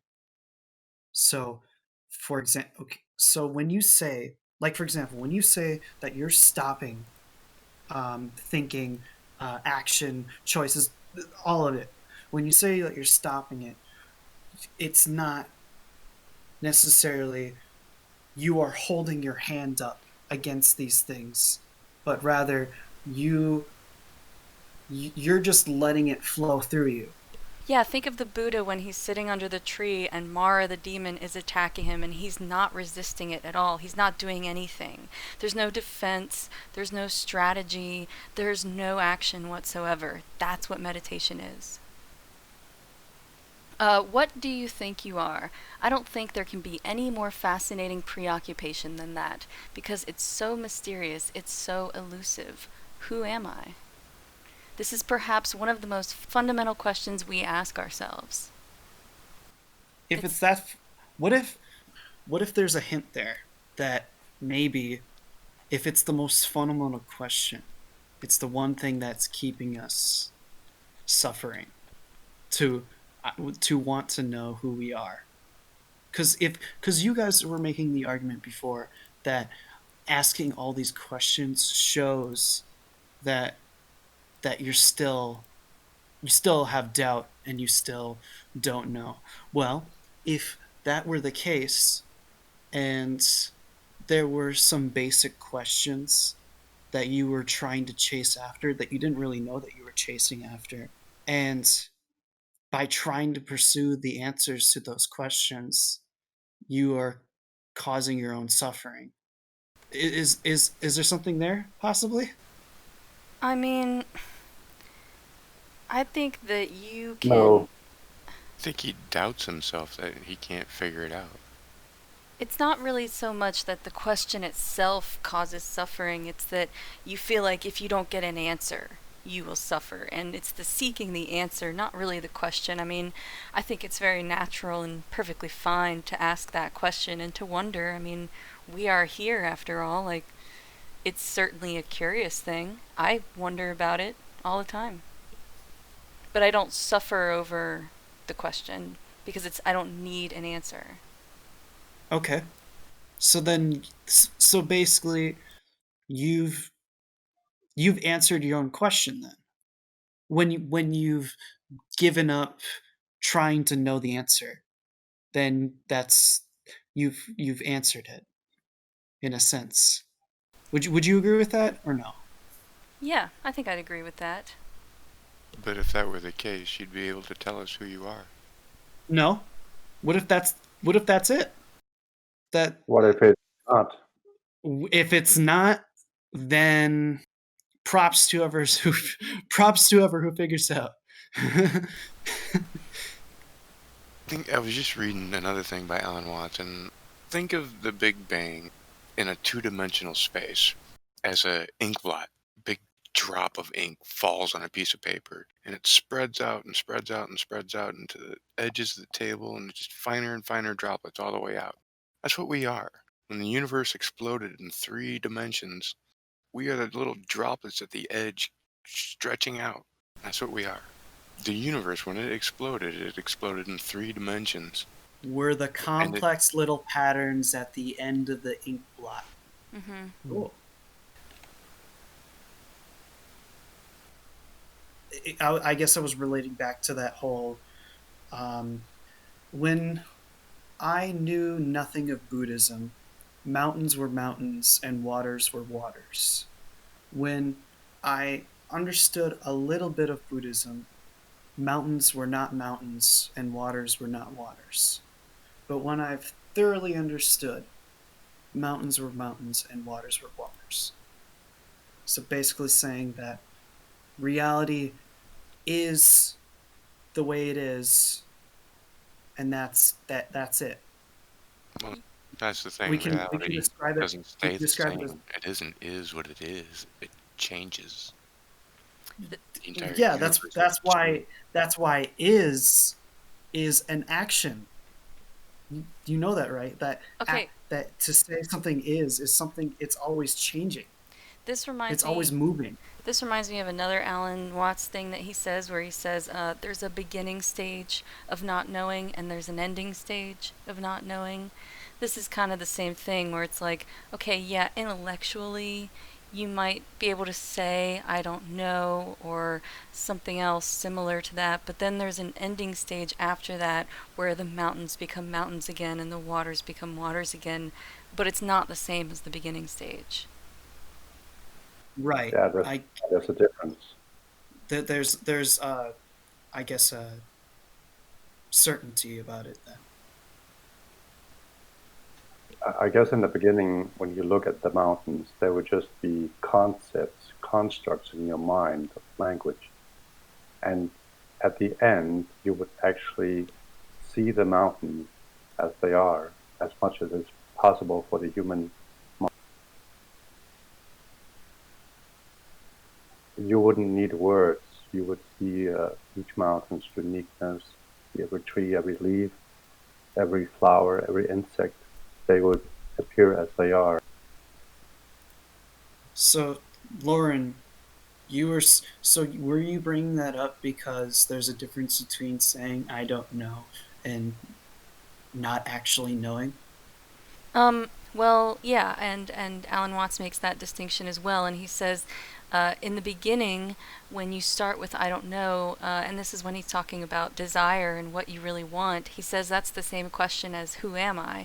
And in the beginning, you might say, I don't know because I haven't thought about it well, or because I haven't really gone into it and tried to find out.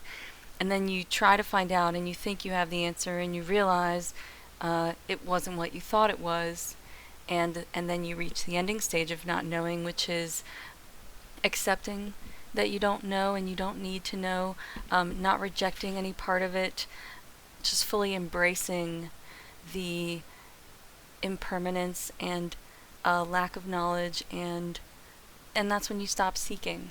That's when you stop looking. It's a paradox for sure, because it does seem like they're saying there's nothing you need to do. You're already where you need to be. You already have everything you're looking for, but you're not going to feel it or really realize it until you can get out of your own head. And you're not going to get out of your own head until you can start being aware of what's going on in your head. And this is what it means to go into it. And this is why Krishnamurti says all the time, go into it for yourself. You're never going to realize this until you do. There's something, yeah, I think I know what you mean, because there was in, I don't know what chapter of that album I was listening to, but Alan Watts is talking about how these people go to gurus and teachers and say that I want to learn yoga and I want to learn meditation, and they say, well, let's say yoga, and the teacher says, well, yoga is union, so you're already good, and the student says, no, I understand that intellectually, but I want to actually feel it. And Alan Watts poses that as, oh, you're one of those. It's kind of funny. And so and then he says that the reason why I think there's nothing to do is because he goes on to say that the teacher says that he has to give all these things to the student because the customer is always right. That he won't he won't believe it until he sees it. And he was also saying that yoga and meditation were a way to waste your time, to like delay seeing it. And that's why I Yeah, I heard that was one trying to too. It see, was like yeah. you were saying, how is it like, if you think you need something, then they're just going to teach you. Mm-hmm. They're just going I to teach think you that you don't need it. no, they're going to. If you think you need Zen, then they're going to teach you Zen until you get it, until you understand that you really didn't need it. That's not what it was all about. I think that was from one of the Alan Watts lectures. I forget the name. Mm-hmm. So is that why you meditate would meditate, because you're hoping that by meditating you get to this point of total frustration, that you give up totally and you become enlightened? No, not at Is all. that the hope? No, meditation is realizing that you have thoughts like, I need meditation. It's being able to look at your own brain when it's doing things like, I need a guru, I need to meditate, I need this, I need that. It's just becoming aware of that process in your mind. And you're not going to become aware of it unless you start waking up to that, unless you start looking at it. And that's all meditation is. Yeah, because the mind, we've been trained to, the mind of ours has been trained in a certain way to work in society. And when you do meditation, you're going to have a look at how that works, and that there is another way to look at with the world and look at reality. And that's, I think that is the main purpose of meditation, that is to become aware of that the way we have been taught to think uh, is not bad in itself, but there is another way. Meditation is just really a word for uncovering your own mental state. Being able to look at your own head and see what's going on. And you can only do that if you can get quiet in your mind. It's taking that step back and observing your thoughts, and that's really as simple as it is. And that's what it means by letting go of the effort. That's what meditation is, letting go of the need for the process, letting go of the thoughts that you need to do anything, that you need to strive for anything. This is quieting the mind. It might be beneficial for you to let go of the word meditation and think of it as awareness or mindfulness practice or something. I think you have something instinctively that you have this idea in your head about meditation. Meditation is getting rid of all the ideas in your head. Well, I don't know, because that's what it definitely seemed like. I mean, it makes sense as to why I think that way from those things, right? Yeah, That it's a superficial understanding of meditation because it implies that meditation is its own kind of effort or striving or series of thoughts, when really it is the abandoning of those things. When you talk about, well, shouldn't we stop making an effort?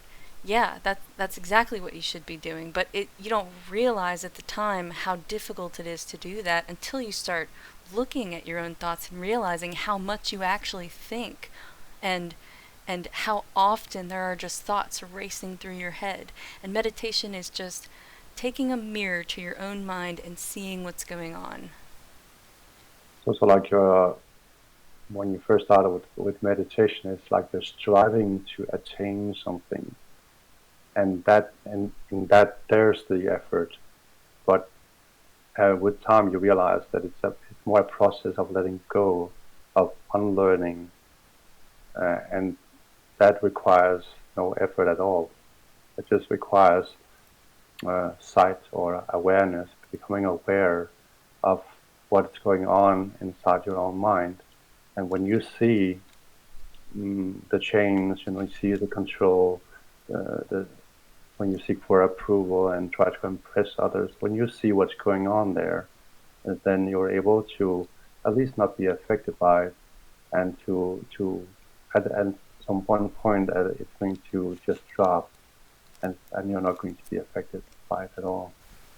Yeah. so then shouldn't so when you meditate under a certain time slot, or like you dedicate a day to meditation, I mean, isn't that kind of not point? Isn't the point to just always let things flow through you? Yeah, if you can do that right now, then do that. But that's kind of the point, that we got to realize why we can't do that, and that's why meditation, for me at least, that was like training wheels to get into that state, to realize, oh, it's like a little flame or a little spark that you discover, and then you nurse it, and it kind of becomes like this bonfire eventually, and then you can start doing it in your day to day, in your daily life, and it just changes everything for you. So then why is it called practicing meditation because there isn't a better way to call it? Anything else? Yeah, I do think you get hung up on the word practicing. You've probably heard Alan Watts say something like, Zen isn't about adding anything to your life, it's about taking things away. And that's what meditation is. It's just taking away all these thoughts, all this effort, all this striving, and seeing what's there in your mind underneath all of this stuff. Just seeing what your mind is like when it's quiet. I think Krishnamurti has like a whole book called The Quiet Mind or something. Um, it's why everybody talks about it so much, because it I don't think there's any way to really understand this stuff until you can get to that point. And you're saying that letting go, that letting things flow through you, that is not a choice. I guess that makes sense because what flows through you, you have no decision as to what does flow through you. But I I guess I'm basing choice off of technicality because, all right, during this time place, I will let things flow through me because I guess I define that as a choice. Is that wrong of me to define that as a choice? It is not the same thing as flow, because there wouldn't be the thought, I will let things flow through me, because then you're trying to control, and when you do that, you're separating yourself from the things, and you're creating that separation and illusion again. All thoughts do this, and it's not that that's bad. I don't think you can even function in society without doing that, but uh, it's not quite reality. It's this kind of illusion reality that's built up in your head based on thought. And the only way to really see reality is not through thought, to just directly experience it. So even the thought, I'm going to do this, is still a thought. And you're not going to understand the nature of thought or of yourself until you can get out of your own head. Alan Watts says that too. He says you need to get out of your own way. Or out of your own mind, or whatever he says. Because there is nothing to do. You're just you're not. It's not even. There's everything to do. That's the whole Well, point. If you do nothing, then what have you well, what have you no, come to no, no. understand? That's not what I mean. That there isn't everything. Everything is being done. Yeah, every probability is working itself out. So then that basically when I say there is nothing to do, I guess I'm referring to the self. What because everything is being done.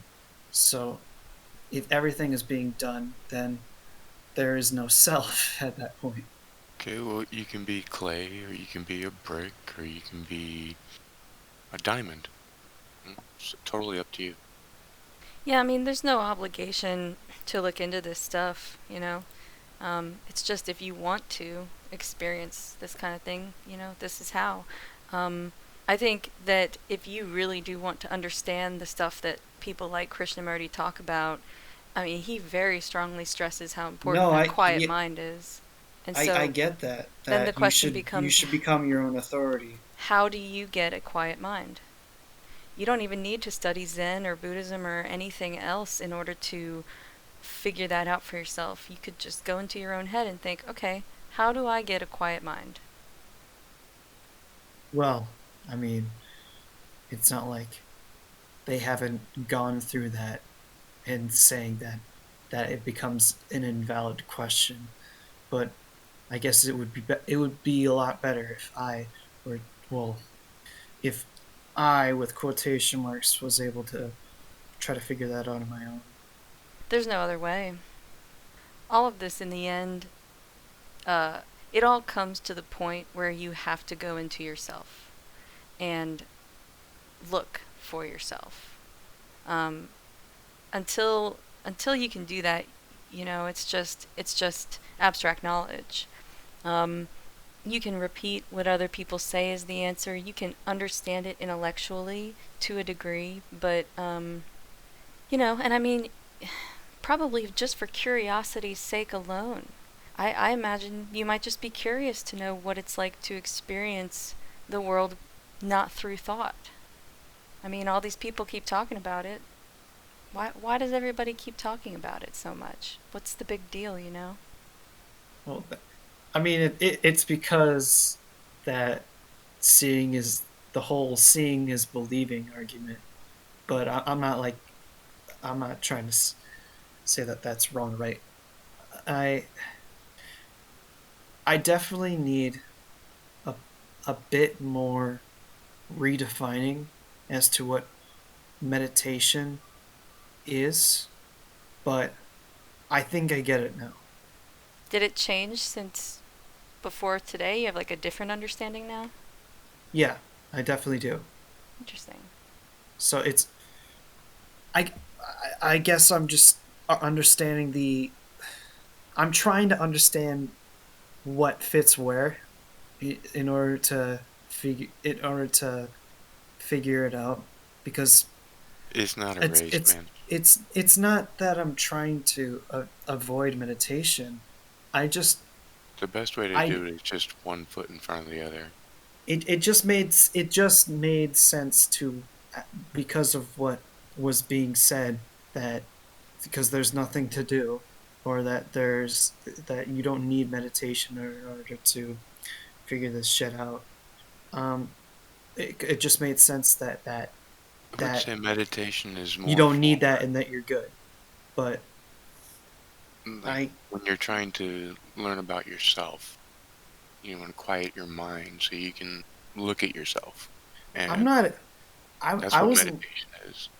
I wasn't Because when you have thoughts, against you're looking at thinking of yourself. things and such, and but you're not. You're thinking. You're having thoughts. When you're quiet, you introspect to yourself. What am I? What is this? What is? And those just become more thoughts. It takes practice. You got to keep trying. Mm-hmm.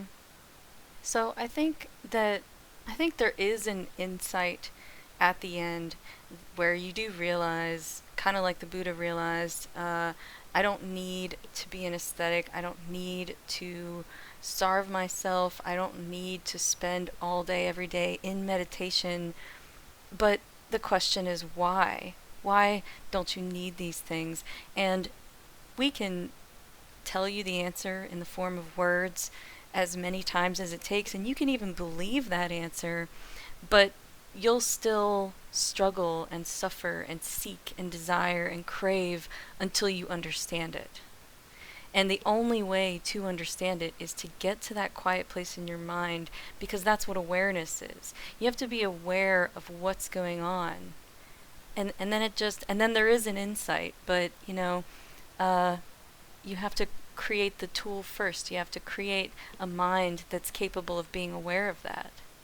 And awareness is just, it's difficult. Most people, we live in our heads, we get absorbed in our thoughts. We get so absorbed, we don't even realize how often we think, because it's constant. And I think that's why they call it awakening. It's like you're walking around asleep all the time. I mean, there is a difference between the Buddha before he awakened and after. And he had to go through the process of looking at his own mind and the nature of suffering and desire to become awakened. He couldn't just be like, "Oh, I don't need this anymore." It's a circle that you have to travel to get right back where you started, but you're not going to get there unless you start.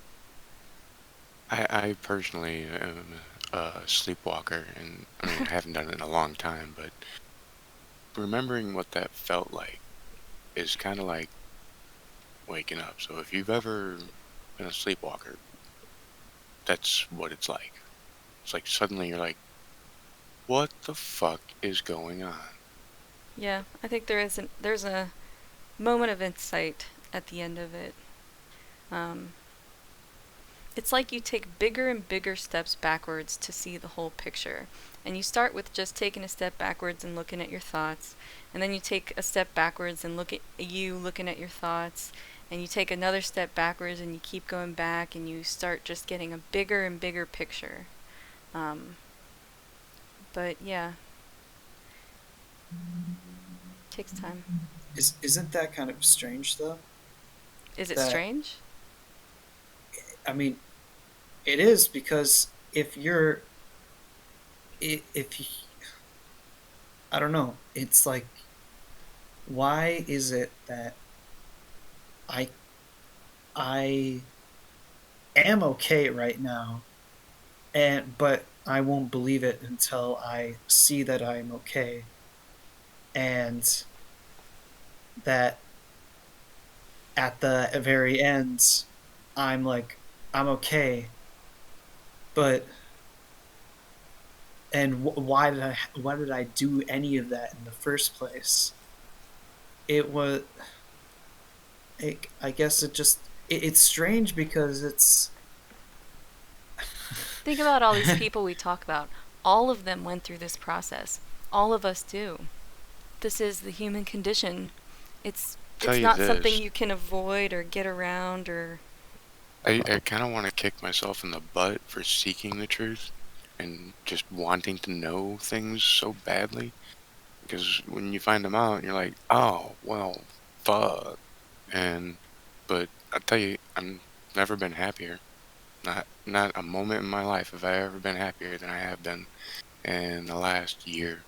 and I would say, once you get to that point, it isn't even like you would regret the time it took because it's all part of the dance. It's all okay. It's okay to not realize, it's okay to realize it. It's okay to forget it again and it's, you know, you wouldn't regret that time because you would have no It's, regrets. yeah, it's time well spent. so I guess what would be what's well if I'm asking what's the process, I'm asking the process to enlightenment. So if you guys knew that, Yeah, then there you wouldn't really be isn't here. one. But You just you just have to widen your perspective I of everything, and it just kind of flows into you. I mean, I say it in a corny way, like if you are open to the universe to receive it, it'll come to you. But if you try to chase it, it's just gonna keep saying hide and seek or whatever it is that Alan says. Mhm.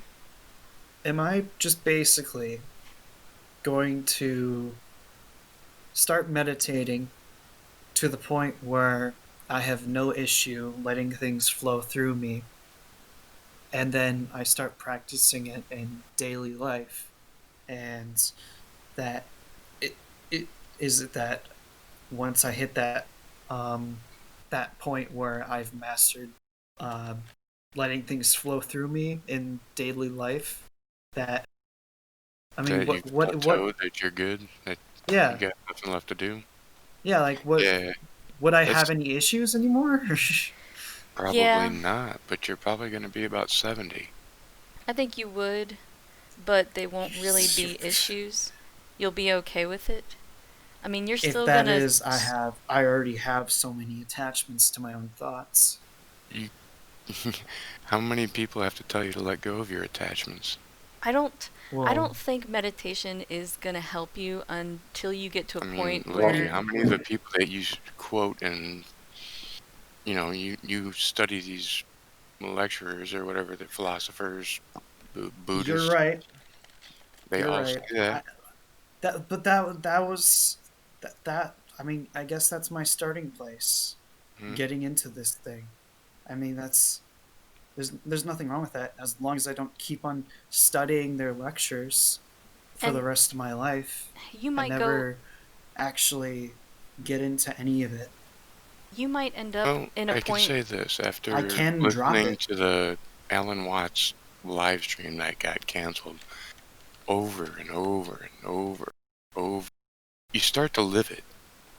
You feel it in your everyday life, and you start to be it because you just know it. It's like snapping fingers. You just, it's there because you've practiced it. Mm-hmm. over and over and over. Yeah, it's like it becomes a habit and it just starts happening without you consciously doing it. You'll be in a conversation and kind of realize, like, oh, I'm not really being aware of what this person is saying or what I'm saying. Or you'll be in traffic and lost in your head and you'll just kind of be like, oh, I was lost in my head just now. And it's these moments that you start going from unconscious to conscious and waking up. And it starts to, it just becomes a habit that your mind does. But it won't happen until you start to cultivate that awareness. Yeah, it's like P said, it's why everybody talks about this. It's why all of these religions and stuff talk about the mind. And, how else would you expect to understand the mind until you go into it? Yeah, you gotta see how, you gotta examine and study your own mind in a way. You gotta see how it works. You gotta see the attachments that are there that bind you to a certain reactive pattern in your life. That when you talk to this person, you react in a certain way. What is happening there? Are you aware of it, and why it happened? What were you afraid of, and so on. When you start looking into these things, you will start to realize how your mind works. But you gotta start becoming aware. There is no method for this that you can. Of course, you can read about it, but it's not going to happen until you try it out and figure it out for yourself. It's like you have a map to a labyrinth. Labyrinth? You know what I mean? And and it looks pretty straightforward. Once you get in there, it kind of is confusing at the beginning until you figure it out. All right, I gotta go, guys. It was great talking to everybody. Yeah, thanks for coming by. Yeah. See you later, alligator. Yep. In a while, Well, crocodile. You're supposed to do a little pun thing at the end. Yeah, where's your reptile pun? Turtles. I don't know. Wow, that was amazing. I'm so proud of you. Turtles. I couldn't think of anything that rhymed with it. What'd I do? I didn't do nothing. It wasn't me. I wasn't even there. Can't prove a thing. Fuck off. Yeah, I wonder why you thought of turtle. Well, I thought of lizard. Actually, birds, but then again, I couldn't find anything to rhyme with lizard either. Wizard! It's right there! Oh, true. Makes sense. See you later, wizard lizards. No. Haha. No. See, that's why I didn't say Yeah. it. Exactly. Oh my god.